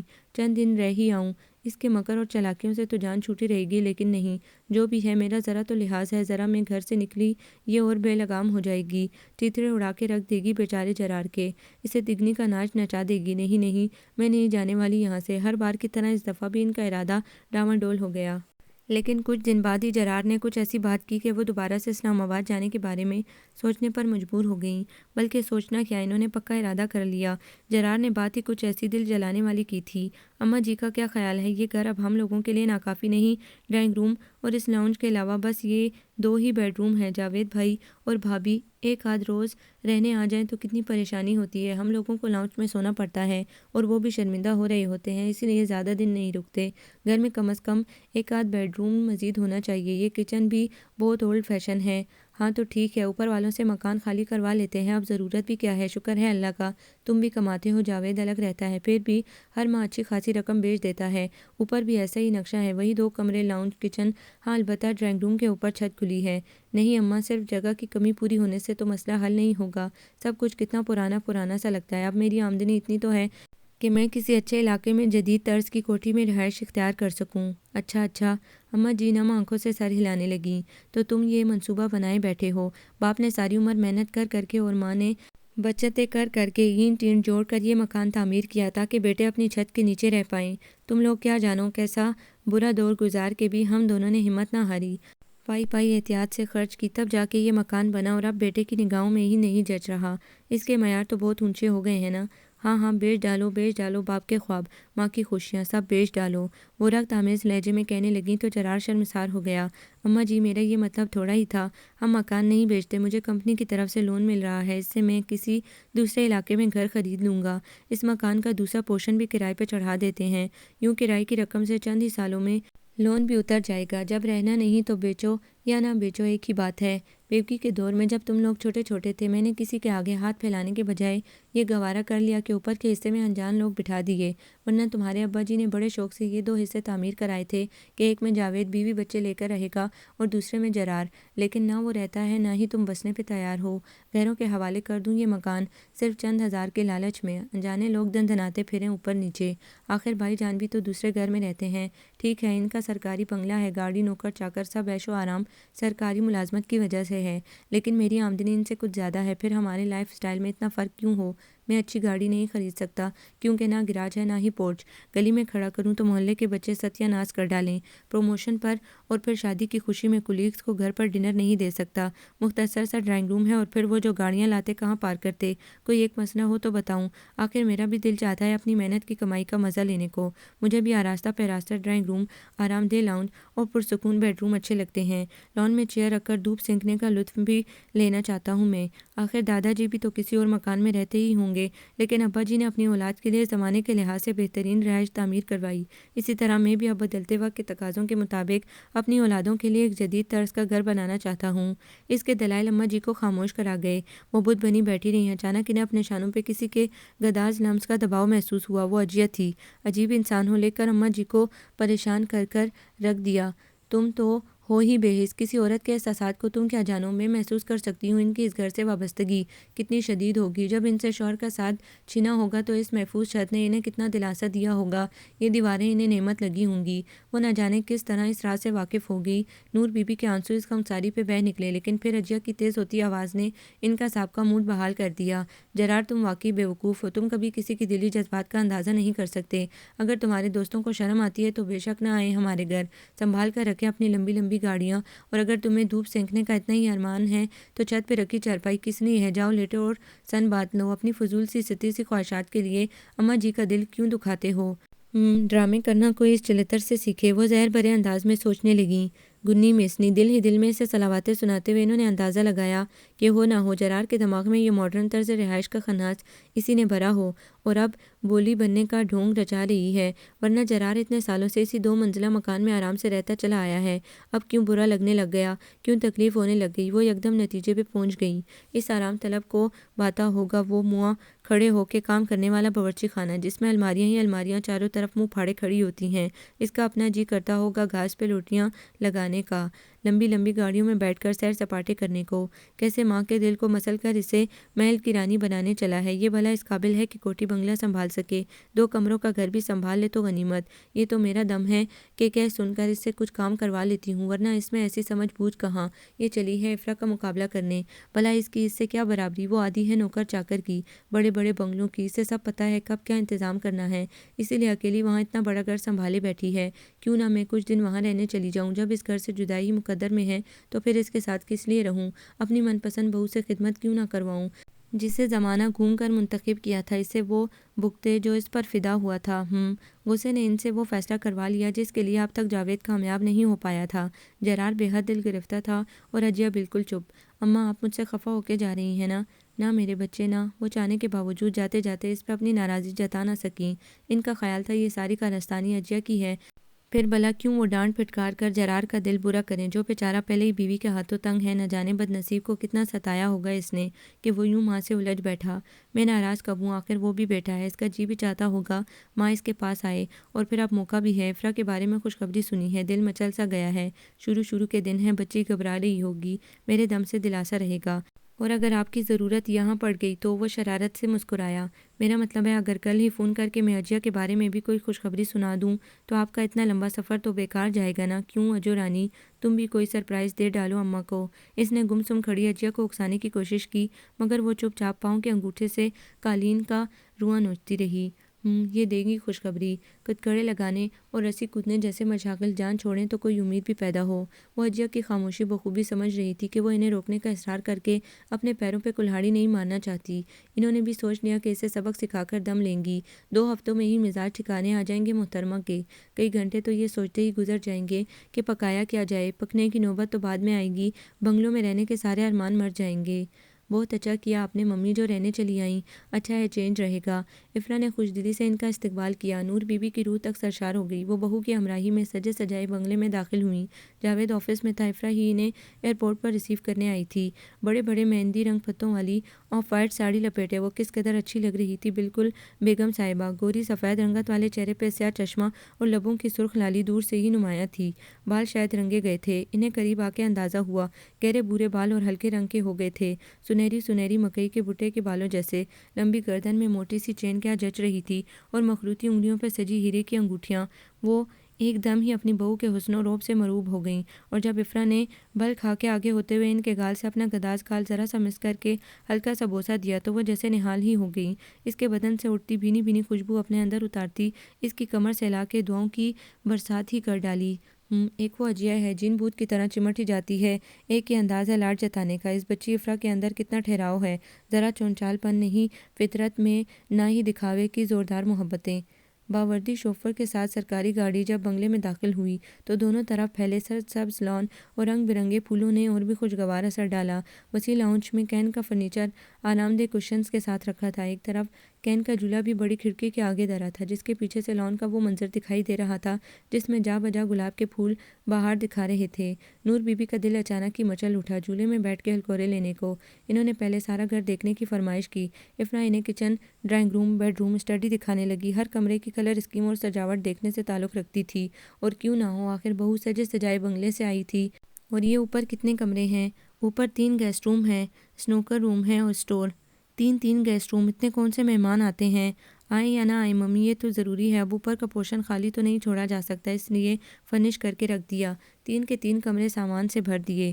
وہ حیرت زدہ تھیں، لیکن اپنے کمرے کو دیکھ کے ساری حیرت اڑن چھو ہو گئی، پیسے کے ضیاع کا سارا گلا جاتا رہا۔ ڈبل بیڈ پہ سفید دودھیا چادر بچھی تھی جس کے کنارے سفید لیس کی جھلریں نیچے تک لٹک رہی تھیں، ولایتی اون بھرے نرم گرم تکیے، مخمل کا سفید اور گرے کمبل، سرہانے رکھی دونوں میزوں پہ گلدان، دوائیں رکھنے کی دلکش سی ٹوکری اور شیشے کا گلاس، تھرمس، پردے جنہیں سرکانے سے سنہری دھوپ ایک دم سے کمرے میں پھیل گئی۔ ایک طرف دیوار کے ساتھ 2 آرام دہ کرسیاں دھری تھیں، دوسری دیوار کے ساتھ نماز کی چوکی جس پہ جائے نماز بچھی تھی۔ سرہانے دیوار پہ خانہ کعبہ کی بڑی سی تصویر جگمگا رہی تھی۔ گیس کا ہیٹر لگا تھا، اٹیچ باتھ جس میں نہانے کی آرام دہ چپل، سفید نئے نکور تولیے، کھوپرے کے تل کی شیشی اور ان کا پسندیدہ موتی کی خوشبو والا صابن پہلے سے موجود تھا۔ افرا، تمہیں تو میری ساری پسند ناپسند کا علم ہے، کیا جاوید نے بتایا، لیکن وہ تو مست ملنگ ہے، اس نے کبھی یہ دھیان تک نہیں دیا کہ ماں کو کھانے میں کیا پسند ہے، تو یہ کہاں یاد رکھا ہوگا کہ مجھے کون سا صابن اچھا لگتا ہے اور میں کون سا تیل لگاتی ہوں۔ اس میں پوچھنے کی کیا بات ہے ممی، آخر عقل بھی کوئی چیز ہے، آپ کے باتھ روم میں یہی تیل یہی صابن دیکھا تھا، اس لیے یہاں بھی یہی رکھ دیا۔ واہ، اسے کہتے ہیں سمجھداری۔ وہ سر ہلانے لگی۔ یہ جاوید کب تک آئے گا؟ بس آنے ہی والے ہوں گے، میں آپ کے خیریت سے پہنچنے کی اطلاع کر دوں، ورنہ وہ ناراض ہوں گے کہ اتنی دیر سے کیوں فون کیا۔ وہ مسکراتی ہوئی کمرے سے چلی گئی تو وہ بے ساختہ اس کا موازنہ اجیا سے کرنے لگی۔ اگر وہ ہوتی تو برا سا منہ بنا کر کہتی، آ رہا ہوگا، اس کو بھلا کہاں جانا ہے۔ چلو میرے جاوید کی تو زندگی سنور گئی، بس یہ جرار کے معاملے میں نہ جانے کیوں میں سستی دکھا گئی۔ ٹھیک ہے، افرا کو چننے میں خاصا وقت لگا، لیکن پھل بھی تو مل رہا ہے محنت کا۔ اور اس کمبخت صفورہ کی باتوں میں آ کے میں جلدی میں کیا ناس مار بیٹھی اپنے بیٹے کی قسمت کا۔ رات کو کھانے کی ٹیبل پہ جاوید سے ملاقات ہوئی۔ اس نے اماں کے اپنے گھر آنے کے فیصلے کو بے حد سراہا۔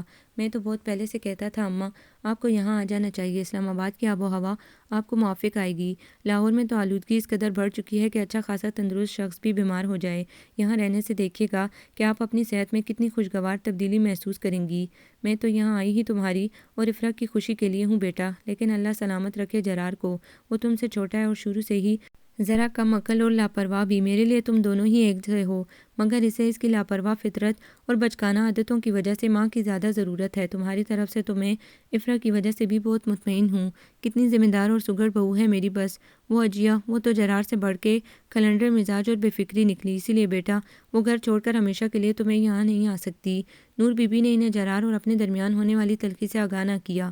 اور بیٹا، صحت کی تم نے اچھی کہی، چلو میرے پھیپھڑوں کا تو لاہور میں چلنے والی جناتی ویگنوں اور رکشوں سے نکلتے دھوئیں نے ناس مار دیا، کھانسی جان ہی نہیں چھوڑتی۔ لیکن یہ تمہیں کیا ہوا؟ کب سے دیکھ رہی ہوں برابر کھانسے چلے جا رہے ہو، بڈھے بابوں کی طرح، آنکھیں سوجی سوجی بے رونق سی، ہونٹ کتنے سیاہ پڑ چکے ہیں، اور یہ بال، ارے یہ بال کس تیزی سے گر رہے ہیں تمہارے۔ ماتھا نظر آنے لگا، کیا حال کر رکھا ہے اپنی صحت کا۔ انہوں نے اینک کے شیشوں کے پرے سے خوب جائزہ لے کر تبصرہ کیا۔ جاوید سر پہ ہاتھ پھیر کر کسیانی سی ہنسی ہنس کر رہ گیا۔ نور بی بی نے سوالیہ نظروں سے بہو کی جانب دیکھا۔ وہ لاتعلقی سے پلیٹ میں پڑا میکسیکن سلاد کھا رہی تھی۔ اماں جی، خواہ مخواہ فکر مند نہ ہو، میری جاب ہی ایسی ہے، ہزاروں فکریں، پریشانیاں، چاہوں تو آسان راہ منتخب کرتے ہوئے سارا دن گپے لگاتے ہوئے آنکھ بند کر کے فائلوں پہ دستخط کرنے کے بعد حشاش بشاش گھر آ جاؤں، لیکن فرش شناسی کے سبق آپ سے ہی سیکھ رکھے ہیں، پھر کوتاہی کیسے سرزد ہو، بڑا سر کھپانا پڑتا ہے۔ یہ اور کچھ نہیں، صرف ذہنی اور جسمانی تھکان کے آثار ہیں جو چہرے سے نظر آ رہے ہیں۔ رہے بال، تو عمر کا بھی تو کچھ تقاضا ہوتا ہے، وہ اسے پورا کر لینے دیں۔ ایسی کون سی چال چلی ہے تمہاری عمر نے جو مہینوں میں سالوں کا فرق طے کر لیا۔ چھوڑیں نا ممی، آپ کیا بور بحث لے کے بیٹھ گئیں، یہ گاجر کا حلوہ چکھیں، یہ میں نے خود بنایا ہے۔ افرا کے یوں ٹوکنے پہ وہ چونک کر چپ تو کر گئیں، لیکن اس کی سرکائی بلوری رکابی میں باپ اڑاتے سرخ سرخ حلوے کی مہک نے ناگواری کے اثر کو غالب نہ آنے دیا۔ اچھا تو یہ تم نے بنایا ہے، میں تو سمجھ رہی تھی کہ یہ موا مچھڑ ہی سب پکاتا رہتا ہے۔ ہائے ہائے، کمبخت کی مونچھیں ہیں کہ بوڑھے برکت کی جڑیں، تم تو ماشاءاللہ اتنا اچھا پکاتی ہو، پھر کیوں اس مستنڈے کو گھر میں گھسا رکھا ہے؟ ممی، اسے میں نے گھر میں نہیں گھسا رکھا، بلکہ یہ اس گھر کے ساتھ ہی ملا ہے۔ رہا سوال میرے پکانے کا، تو میں کچن کے کام سے بالکل نہیں گھبراتی۔ جاوید جی تو دن کو آفس میں ہوتے ہیں، مجھے خاص لنچ کی عادت نہیں، فروٹ سلاد یا جوس وغیرہ لے لیتی ہوں، لیکن یہ جو 4-5 ملازمین ہیں، ان کے لیے بھی دن میں 2 بار پکنا ہوتا ہے۔ رشید کے ذمہ ان کا کھانا پکانا ہے، ویسے بھی وہ صرف یہی عام روزمرہ کے کھانے جیسے آلو گوشت، دال چاول، بھجیا وغیرہ ہی ٹھیک پکا سکتا ہے۔ ویسے آج کا یہ پلاؤ اور کڑھائی گوشت میں نے ہی بنایا ہے، اور یہ کباب بھی میرے ہاتھ کے ہیں۔ تم تو بالکل میری طرح پھرتیلی ہو، ابھی گئی کچن میں اور ابھی میز بھر دی۔ انہوں نے حلوے سے پیالی اوپر تک بھر لی۔ او نو، یہ افراتفری والی کوکنگ مجھ سے نہیں ہوتی، مہینے کا اکٹھا سامان آتا ہے، بس 1-2 دن لگا کر فریز کر دیتی ہوں، خاص آئٹم جیسے 2-3 طرح کے کباب بنا کے فریز کر دیے، پلاؤ کے لیے 2-3 کلو گوشت ابال کر گوشت اور یخنی الگ الگ محفوظ کر دیے، پالک، شلجم، مٹر، گاجر گلا کر پیکٹ بند کر کے رکھ دیتی ہوں۔ رشید کو خاص ہدایت ہے میرے آنے سے پہلے سب ریڈی کر کے رکھ دے، پھر کام ہی کتنا رہ جاتا ہے۔ گوشت بھونا، سبزی ڈالی، دم پہ رکھی، تلنے تلانے کا کام رشید کے سپرد۔ اس کی ساری تفصیل سن کر گاجر کے حلوے کا پہلا چمچہ نور بی بی کے منہ میں الفی کی طرح جم گیا۔ بڑی مشکل کے ساتھ اسے نگل کر ڈرتے ڈرتے سوال کیا، اور یہ حلوہ یہ کب کا ہے؟ 27ویں روزے کو گرینڈ افطار پارٹی کی تھی، اس میں فروٹ رائفل اور گلاب جامن کے ساتھ یہ حلوہ بھی بنایا تھا۔ وہ دونوں آئٹم تو لاسٹ ویک ہاشمی صاحب کی دعوت میں ختم ہو گئے، یہ بچ گیا۔ نور بی بی نے اگلا چمچہ بھرنے سے پہلے دل ہی دل میں حساب لگایا۔ عید کو گزرے بھی 1.5 مہینہ ہو رہا تھا۔ انہوں نے پیالی پرے سرکا دی اور بے یقینی سے خوش رنگ و خوشبودار حلوے کو دیکھنے لگی۔ اتنے پرانے کھانے، یہ تو بیٹی صحت کے لیے بہت۔ Oh forget it mummy, microwave کس لیے ہے؟ اس نے جیسے ہاتھ سے مکھی اڑائی۔ آپ کو ٹیسٹ میں کوئی فرق لگا؟ نور بی بی چاہتے ہوئے بھی تازگی میں کوئی نقص نہ نکال سکیں۔ ہاں، مگر چینی کا تناسب بہت زیادہ ہے، مٹھاس ضرورت سے زیادہ ہے۔ افرا کوئی جواب دیے بغیر اپنے گلاس میں نیمبو نچوڑنے لگی۔ جاوید ویسے بھی چپ چاپ بیٹھا کھا رہا تھا۔ اپنی بات کا کوئی رد عمل نہ دیکھ کر انہیں شرمندگی سی محسوس ہوئی۔ ان دونوں کی طرح انہوں نے بھی خاموشی میں ہی پناہ لے لی۔ اے ہے، یہ اتنی زیادہ مرچیں کیوں جھونک دی ہانڈی میں؟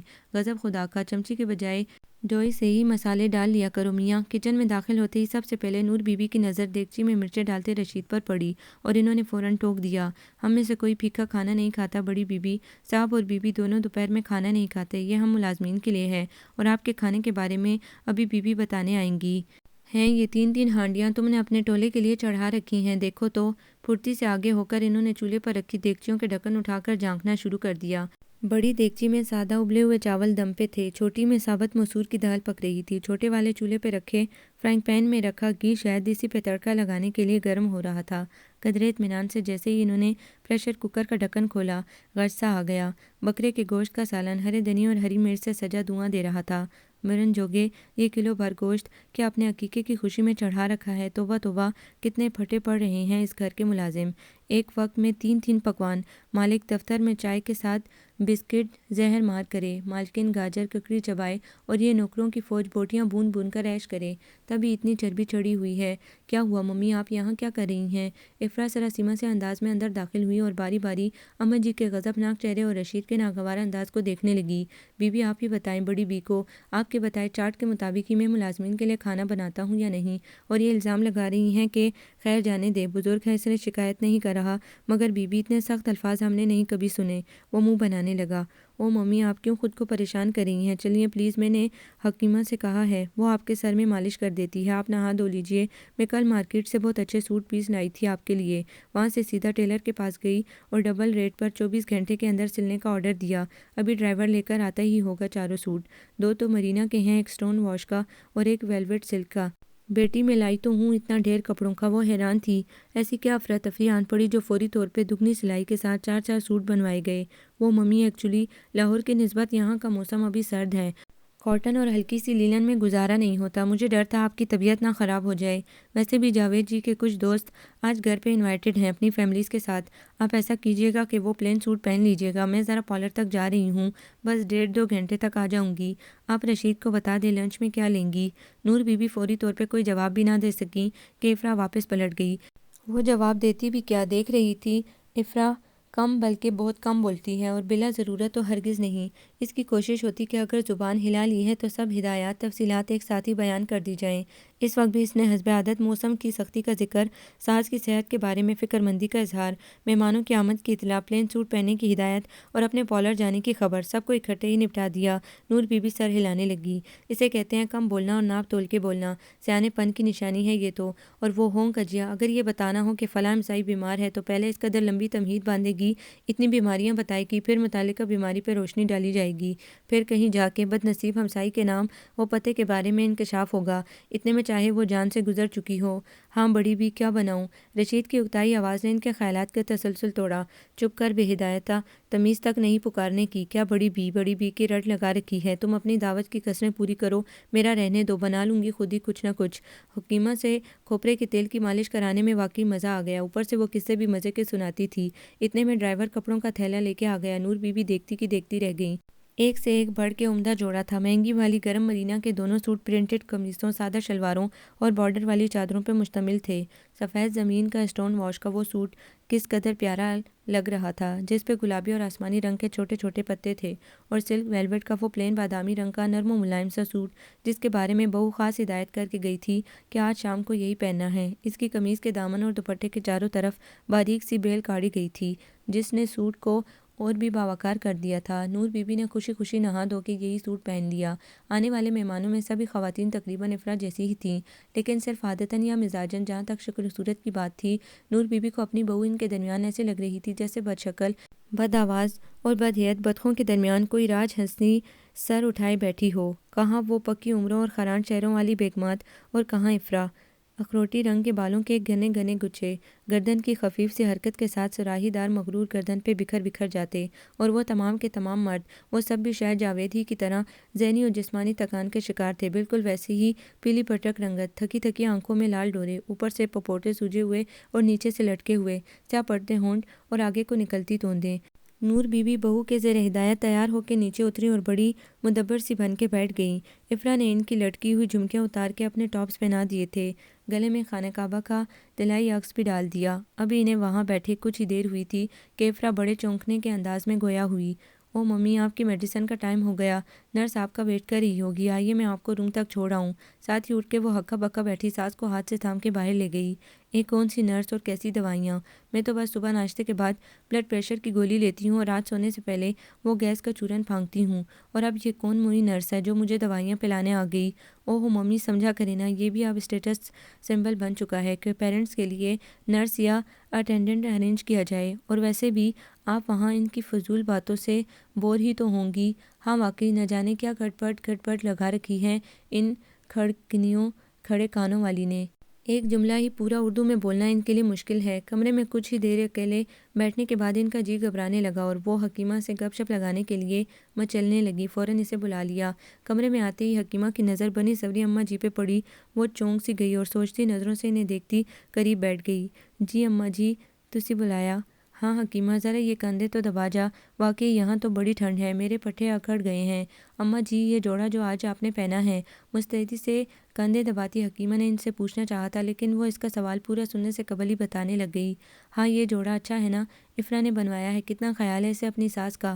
میں تو ٹھہری سیدھی سادی پینڈو سی عورت، ہوتا تھا کسی زمانے میں مجھے بھی بننے سنورنے کا شوق، پھر حق جوانی میں ہی بیٹی نے سارے ارمان مار دیے، بس ضرورت پوری کرنے کو کپڑا لتا بنا لیا۔ سال میں 5-7 جوڑے، 2 گرمی کے 2 سردی کے، 2 باہر آنے جانے کے۔ بیٹی بھی کوئی نہیں جو خیال رکھتی، سب ملنے جلنے والے بھی پوچھتے ہیں نور بی بی اب تو 2 بہویں آ گئی ہیں، اب تو تمہارے عیش کرنے کے دن آ گئے۔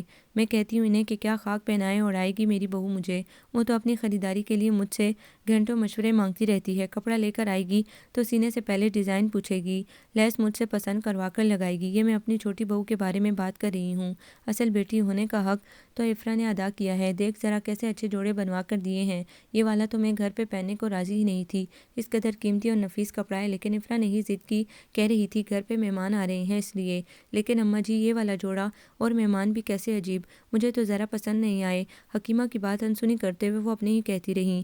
میں تو اپنے جاوید کو دیکھ دیکھ کے کلستی تھی کہ ہائے ہائے میرا پھول سا بچہ کیسے سال بھر میں مرجھا کے رہ گیا، اور یہ تو سارے کے سارے آگ لگے ایسی سرکاری نوکری کو جو بندے کا خون تک نچوڑ کے رکھ لے، اس سے تو میرے جرار کی نوکری بھلی ٹھیک ہے، خالی خلی تنخواہ ہی ملتی ہے، نہ بنگلہ نہ نوکر چاکر نہ ہی گاڑی، لیکن بندے کے ہوش تو ٹھکانے رہتے ہیں۔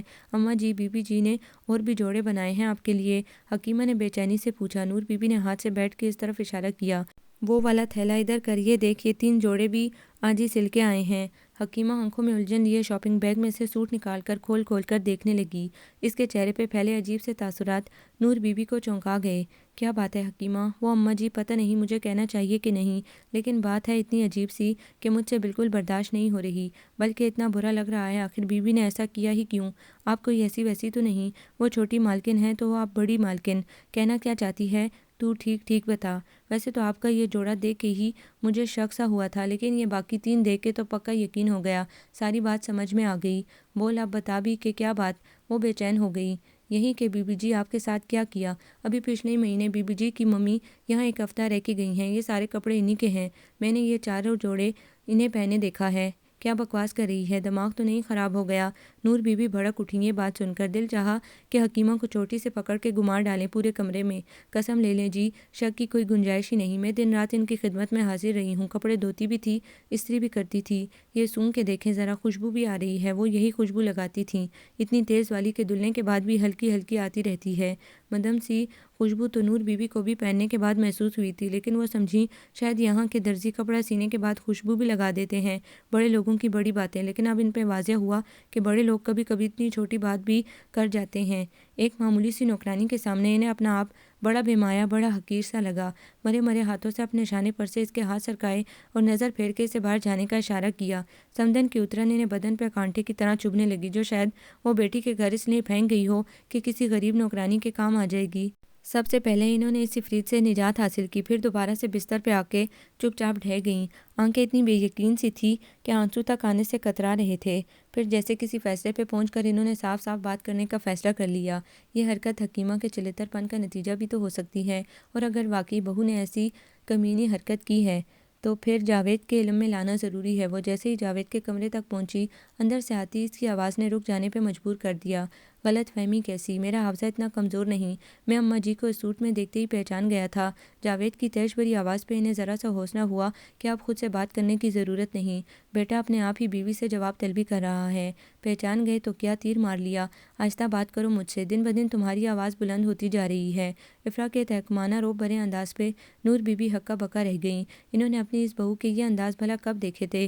میرا تعلق جس خاندان سے ہے، وہاں ہمیں بچپن سے ہی تربیت دی جاتی ہے کہ کس شخص سے کس طرح پیش آنا ہے، تب سے ان کے اوقات کے مطابق ٹریٹ کیا جاتا ہے۔ تمہاری اماں سیل سے کٹ پیس لے کر پہننے کی عادی ہیں، انہیں بریزے کے چکن یا کشمیرہ شال دے کر کیا میں بدہضمی کروا دیتی؟ یہ جو ممی کے صرف ایک بار کے پہنے سوٹ میں نے انہیں دیے ہیں، یہ بھی کبھی خواب میں نہ دیکھے ہوں گے انہوں نے، ان کے لیے یہی ٹھیک تھے۔ لیکن اگر انہیں پتہ چل گیا تو؟ جاوید منمنایا تھا، اور اس کی مدھم سی کمزور سی منمناہٹ نے نور بی بی کے پیروں تلے زمین سرکا دی۔ کون بتائے گا انہیں؟ تم؟ وہ پنکاری، کم از کم تمہاری تو اتنی ہمت نہیں ہونی چاہیے۔ ہاں، حکیمہ سے بڑا گٹھ جوڑ ہو رہا ہے آج کل تمہاری اماں کا، خدا کا واسطہ ہے انہیں سمجھا دو، جتنے دن یہاں رہنا ہے ذرا عزت سے رہ لیں، یوں نوکروں جمع داروں کے ساتھ پہناپا جوڑنے کی ضرورت نہیں۔ ایک تو یہ غریب غربا لوگ ذرا سے اوپر آ کے نوکر رکھنے کے قابل ہو بھی جائیں تو نوکر رکھنے کا سلیقہ ہرگز نہیں برت سکتے۔ آخر مالک اور نوکر میں کچھ تو فرق ہونا چاہیے۔ جب دیکھو اسے برابر میں بٹھا کے اپنی جوانی اور بچپن کے قصے سنائے جا رہے ہیں۔ وہ یہاں اکیلا پن محسوس کرتی ہیں۔ حکیمہ سے بھی بات نہ کریں تو کس سے کریں؟ ایک ہفتہ ہو گئے انہیں یہاں آئے، لیکن تم نے ایک گھنٹہ ٹک کے ان کے ساتھ نہیں گزارا۔ کل بھی وہ گلہ کر رہی تھی کہ تم تو نوکری کے ہاتھوں مجبور ہو، بہو بھی کبھی پاس بیٹھ کے دکھ سکھ نہیں کرتی۔ جاوید نے منو ان کے الفاظ دہرا دیے، دکھ سکھ، my foot to hell with your mother and her دکھ سکھ۔ افرا کے زہریلے انداز میں کئی یہ الفاظ نور بی بی کے سر سے گزر گئے۔ یہی وجہ تھی کہ وہ اب تک وہاں کھڑی تھی کہ شاید اب تو جاوید ماں کی اس درجہ تذلیل پہ بول اٹھے گا۔ اگر ان چند الفاظ کا مفہوم بانپ لیتیں تو کھڑے قدموں گر جاتیں۔ اگر مڈل کلاس والی غیبتیں کرنے کا اتنا ہی شوق ہے تو اپنے گھر جا کے کریں، اس دوسری والی کے ساتھ۔ وہ بڑے جچے گی ان کے ساتھ دکھ سکھ کرتی ہوئی۔ اپنے گھر؟ نور بی بی نے سر داہ بھری، بوڑھی آنکھوں سے دو آنسو پھسل گئے۔ یہ بھی ان کا اپنا گھر ہے؟ جاوید نے ہمت کی۔ اور شٹ اپ، تمہارے سارے کسبل تو میں ایک جھٹکے میں دور کر دوں گی۔ تم نے مجھے کیا سمجھ رکھا ہے؟ نور بی بی کو یہ الفاظ بڑے جانے پہچانے سے لگے۔ انہیں یاد آیا یہی الفاظ اکثر اجیا کی زبان سے بھی ادا ہوئے تھے، اور وہ کلس کلس جاتی، لیکن افرا کی زبان سے جملے کچھ زیادہ ہی عجیب لگ رہے تھے۔ انہوں نے ذہن پہ زور دیا کہ آخر کیا فرق تھا اجیا کے کہنے میں اور اس کے کہنے میں؟ ہاں، اجیا کی زبان سے ادا ہوئے اس فقرے میں دور سے ہی چاندی کی گھنٹیوں کی آواز سنائی دیتی تھی، کھلکھلاہٹ کی بھی اور گنگناہٹ کی بھی، جبکہ افرا کے لہجے میں سانپ کی سی پھنکاریں تھیں، آگ کے لپیٹے تھے۔ وہ کلس نہیں بلکہ سہم کے رہ گئیں۔ آخر وہ تمہارا کیا لے رہی ہیں؟ کچھ دنوں کے لیے آئی ہیں، چلی جائیں گی؟ تمہارے ارادے تو ایسے نہیں لگ رہے، ماں کی گود کے بغیر رہ ہی نہیں سکتے۔ دن میں 3 بار تم ماں سے یہاں رکنے کے لیے لاڈ کر رہے ہوتے ہو۔ وہ چبا چبا کر بولی۔ وہ تمہیں بس ایسے ہی یوں ان کا دل رکھنے کے لیے؟ جاوید کی گڑبڑاہٹ بتا رہی تھی کہ اس کا رنگ اڑ چکا ہے۔ بس ایسے ہی یوں ہی دل رکھنے کے لیے؟ نور بی بی کے آنسو نہ تھم رہے تھے۔ بس کرو یہ ڈرامے، تنگ آ گئی ہوں میں روز کے اس تماشے سے۔ پاپا نے بھی کہا، پھنسا دیا۔ کتنی کوشش کی ممی نے کہ وہ اس ارادے سے باز رہیں، لیکن تمہاری اسٹوپڈ سی پوسٹ نے پتہ نہیں کیا جادو کیا ان پہ کہ وہ میری شادی تم سے کرنے پہ تل گئے۔ تمہیں تو احسان مند ہونا چاہیے میرے پاپا کا، نہ ان کی عقل پہ پردہ پڑتا، نہ تم میرے پلے پڑتے، ورنہ تمہارا نصیب تو وہی ہوتی، کسی چہ کے رہنے والی 10ویں پاس رشیدہ، رضیہ یا حمیدہ، میں کچھ نہیں جانتی، تمہاری خیریت اسی میں ہے کہ کل اپنی ماں کی واپسی کی ٹکٹ کٹواؤ۔ جینا عذاب کر دیا ہے، میں اپنے معاملات میں کسی کا دخل پسند نہیں کرتی۔ کبھی کچن میں چپل گھسیٹتی گھس جاتی ہیں، فریزر میں رکھے گوشت، مرغی اور مچھلی کے پیکٹ گننے لگ جاتی ہے، کبھی میرے پکائے کھانوں میں نقص نکال کر ہدایتیں دینے کھڑی ہو جاتی ہے۔ میں نے کبھی کسی سے انسٹرکشنز لے کر کوئی کام نہیں کیا۔ چائنیز، رشین، امریکن اور اٹیلین کوکنگ کے کورسز کر رکھے ہیں۔ بیکنگ میں ایکسپرٹ ہوں اور ان سے سیکھوں کہ کیا کیسے پکانا ہے۔ حیثیت دیکھو اور مجھے مشورے بڑھ بڑھ کے دیے جاتے ہیں کہ کیسے گھر کو سجانا سنوارنا ہے، ڈیکوریٹ کرنا ہے۔ It's very insulting. من کے قدم گھسیٹتی نور بی بی اس کمرے کی طرف بڑھ گئی جسے اپنا کہنے کو اب ان کا جینا چاہ رہا تھا۔ تمہیں کیا پتا میں کتنی خوبصورت ہوں؟ کیوں نہیں پتا؟ مجھے تو یہ بھی پتا ہے کہ اگر چڑیلوں کا کوئی مقابلہ حسن منعقد کر دیا جائے تو ایوارڈ کی حقدار تم ہی ہوگی۔ واؤ، میری بیوی ایک ایوارڈ یافتہ چڑیل، اور میرا میاں ایک، وہ سوچنے لگ گئی، ایک سست قسم کا جن۔ اماں جی نے مشکل آسان کی۔ وہ فوراً صوفے سے اٹھ کر حسب عادت ان کے بیڈ پہ چھلانگ لگا کر پہنچ گئی اور گلے میں باہیں ڈال کر جھولنے لگی۔ آہا، میری تو ٹیم بن گئی، اب تو تم اکیلے رہ گئے، سست مار کر جن، جو بوتل کا ڈھکن کھلنے کے بعد بھی یہی سوچتا رہ جائے کہ باہر نکل کے آخر کرنا کیا ہے، کسی نہ کسی کی غلامی ہی کرنا پڑے گی۔ اٹس ناٹ فیئر اماں جی، میں دیکھ رہا ہوں اس گھر میں ہارس ٹرینڈنگ شروع ہو چکی ہے۔ صبح شام سر اور ٹانگیں دبا دبا کے اس نے آپ کی وفاداریاں خرید لی ہیں اور ہماری وابستگیاں۔ ہائے! نور بی بی نے مسکراتے ہوئے اس کی ہائے ہائے سنی۔ پہلے اس کے واویلا مچانے پہ وہ ہمدردی سے بیٹے کو دیکھتی رہ جاتی، ہمیشہ اس کی فریادیں ہی سنی، لبوں پہ مچلتی مسکراہٹیں نہ دیکھی، آنکھوں میں چمکتے ستارے نہ دیکھے۔ اب انہیں سب نظر آ رہا تھا۔ اجو رانی، تم نے آخر اماں پہ ایسا کیا جادو کیا کہ وہ نہ صرف واپس آ گئیں بلکہ اتنے اچھے موڈ میں آئیں کہ مجھے اس گھر کو بیچ کر بڑا گھر خریدنے کی اجازت دے دی؟ پھر بھی تمہیں اتنی جلدی کوئی قدم اٹھانے کی ضرورت نہیں، آخر اس گھر میں بھی تو گزارا ٹھیک ٹھاک ہو ہی رہا ہے۔ میں جانتی ہوں تمہاری خواہشات کیا ہیں، لیکن خود سے وابستہ ہر شخص کی خواہشات کا احترام کرنا چاہیے۔ نہ جانے انہوں نے کس دل سے تمہیں ایسا کرنے کی اجازت دی ہے۔ تم پہلے اس بات کا یقین کر لو کہ وہ واقعی دل سے راضی ہیں یا نہیں۔ ہاں ظاہر ہے اتنی عقل تو مجھ میں بھی ہے، یہ بالکل نئی اطلاع ہے۔ بکواس مت کرو، پہلے مجھے یہ گتھی تو سلجھا لینے دو کہ تمہاری حرکتوں سے حد درجہ عاجز، تمہاری بے وقوفیوں سے نالاں اور تمہارے پوڑ پن سے بیزار میری ماں کے اندر تمہارے لیے اتنی ممتا کیسے جاگ گئی؟ اے خبردار، مجھے پوڑ مت کہنا۔ تو اور کیا کہوں؟ اماں دال میں لہسن کا بگار دینا ہے یا زیرے کا؟ اماں بینگن گول کاٹوں یا لمبے؟ اماں آٹا سخت گوندوں یا نرم؟ ایمان سے یار، تم نے تو یہ ثابت کرنے میں کوئی کسر نہیں باقی رکھی تھی کہ تمہیں کچھ بھی آتا جاتا نہیں۔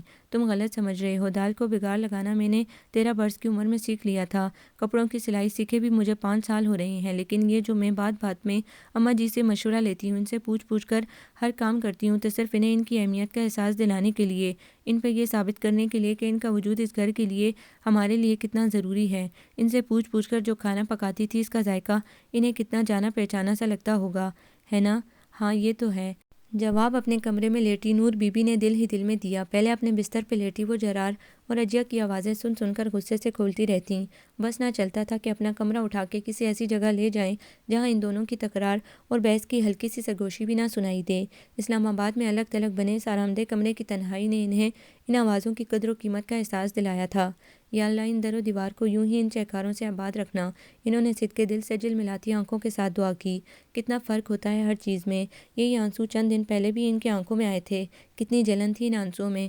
انہوں نے ساری رات اس جلن سے کھولتے گزاری اور صبح ہوتے ہی جاوید کے کہنے سے قبل خود ہی لاہور واپسی کا اندیہ ظاہر کر دیا، اور کتنا سکون ملا تھا آنکھوں کو آج خوشی کے ان آنسوؤں سے وضو کرتے ہوئے۔ اور کتنا فرق ہوتا ہے لفظوں میں، لہجے میں، رویے میں۔ جرار اور اجیا کی زندگی سے بھرپور کھٹی میٹھی لڑائیوں کو وہ کیا سمجھ بیٹھی تھی، کیا کرتی؟ مرحوم شوہر نے کبھی ایسی کسی پربہار بے تکلفی سے آشنا ہی نہ ہونے دیا۔ وہ تو شوہر اور بیوی کے ایک ہی روپ سے آگاہ تھیں۔ آنکھیں دکھاتا، تن فن کرتا غصہ ور شوہر، من کرتی جی حضوری کی عادی ڈری سہمی خدمت گزار بیوی۔ افرا کے دوہرے اور دوگلے رویوں کو انہوں نے آئیڈیل سمجھنے کی غلطی کر ڈالی، لیکن شکر ہے کہ پردہ جلد ہی فاش ہو گیا۔ تمہیں پتہ ہے اجیا، جرار نے چھیڑا، کیا کہ تم کتنی خوبصورت ہو؟ گویا چڑھا رہا ہو۔ مجھ سے پوچھو، نور بی بی نے زیر لب دہرایا اور سکون سے کروٹ بدل لی۔ آپ کو یہ ناول کیسا لگا؟ کمنٹس میں اپنی رائے ضرور دیں۔ ہمارے چینل کو لائک کریں، سبسکرائب کریں، شیئر کریں۔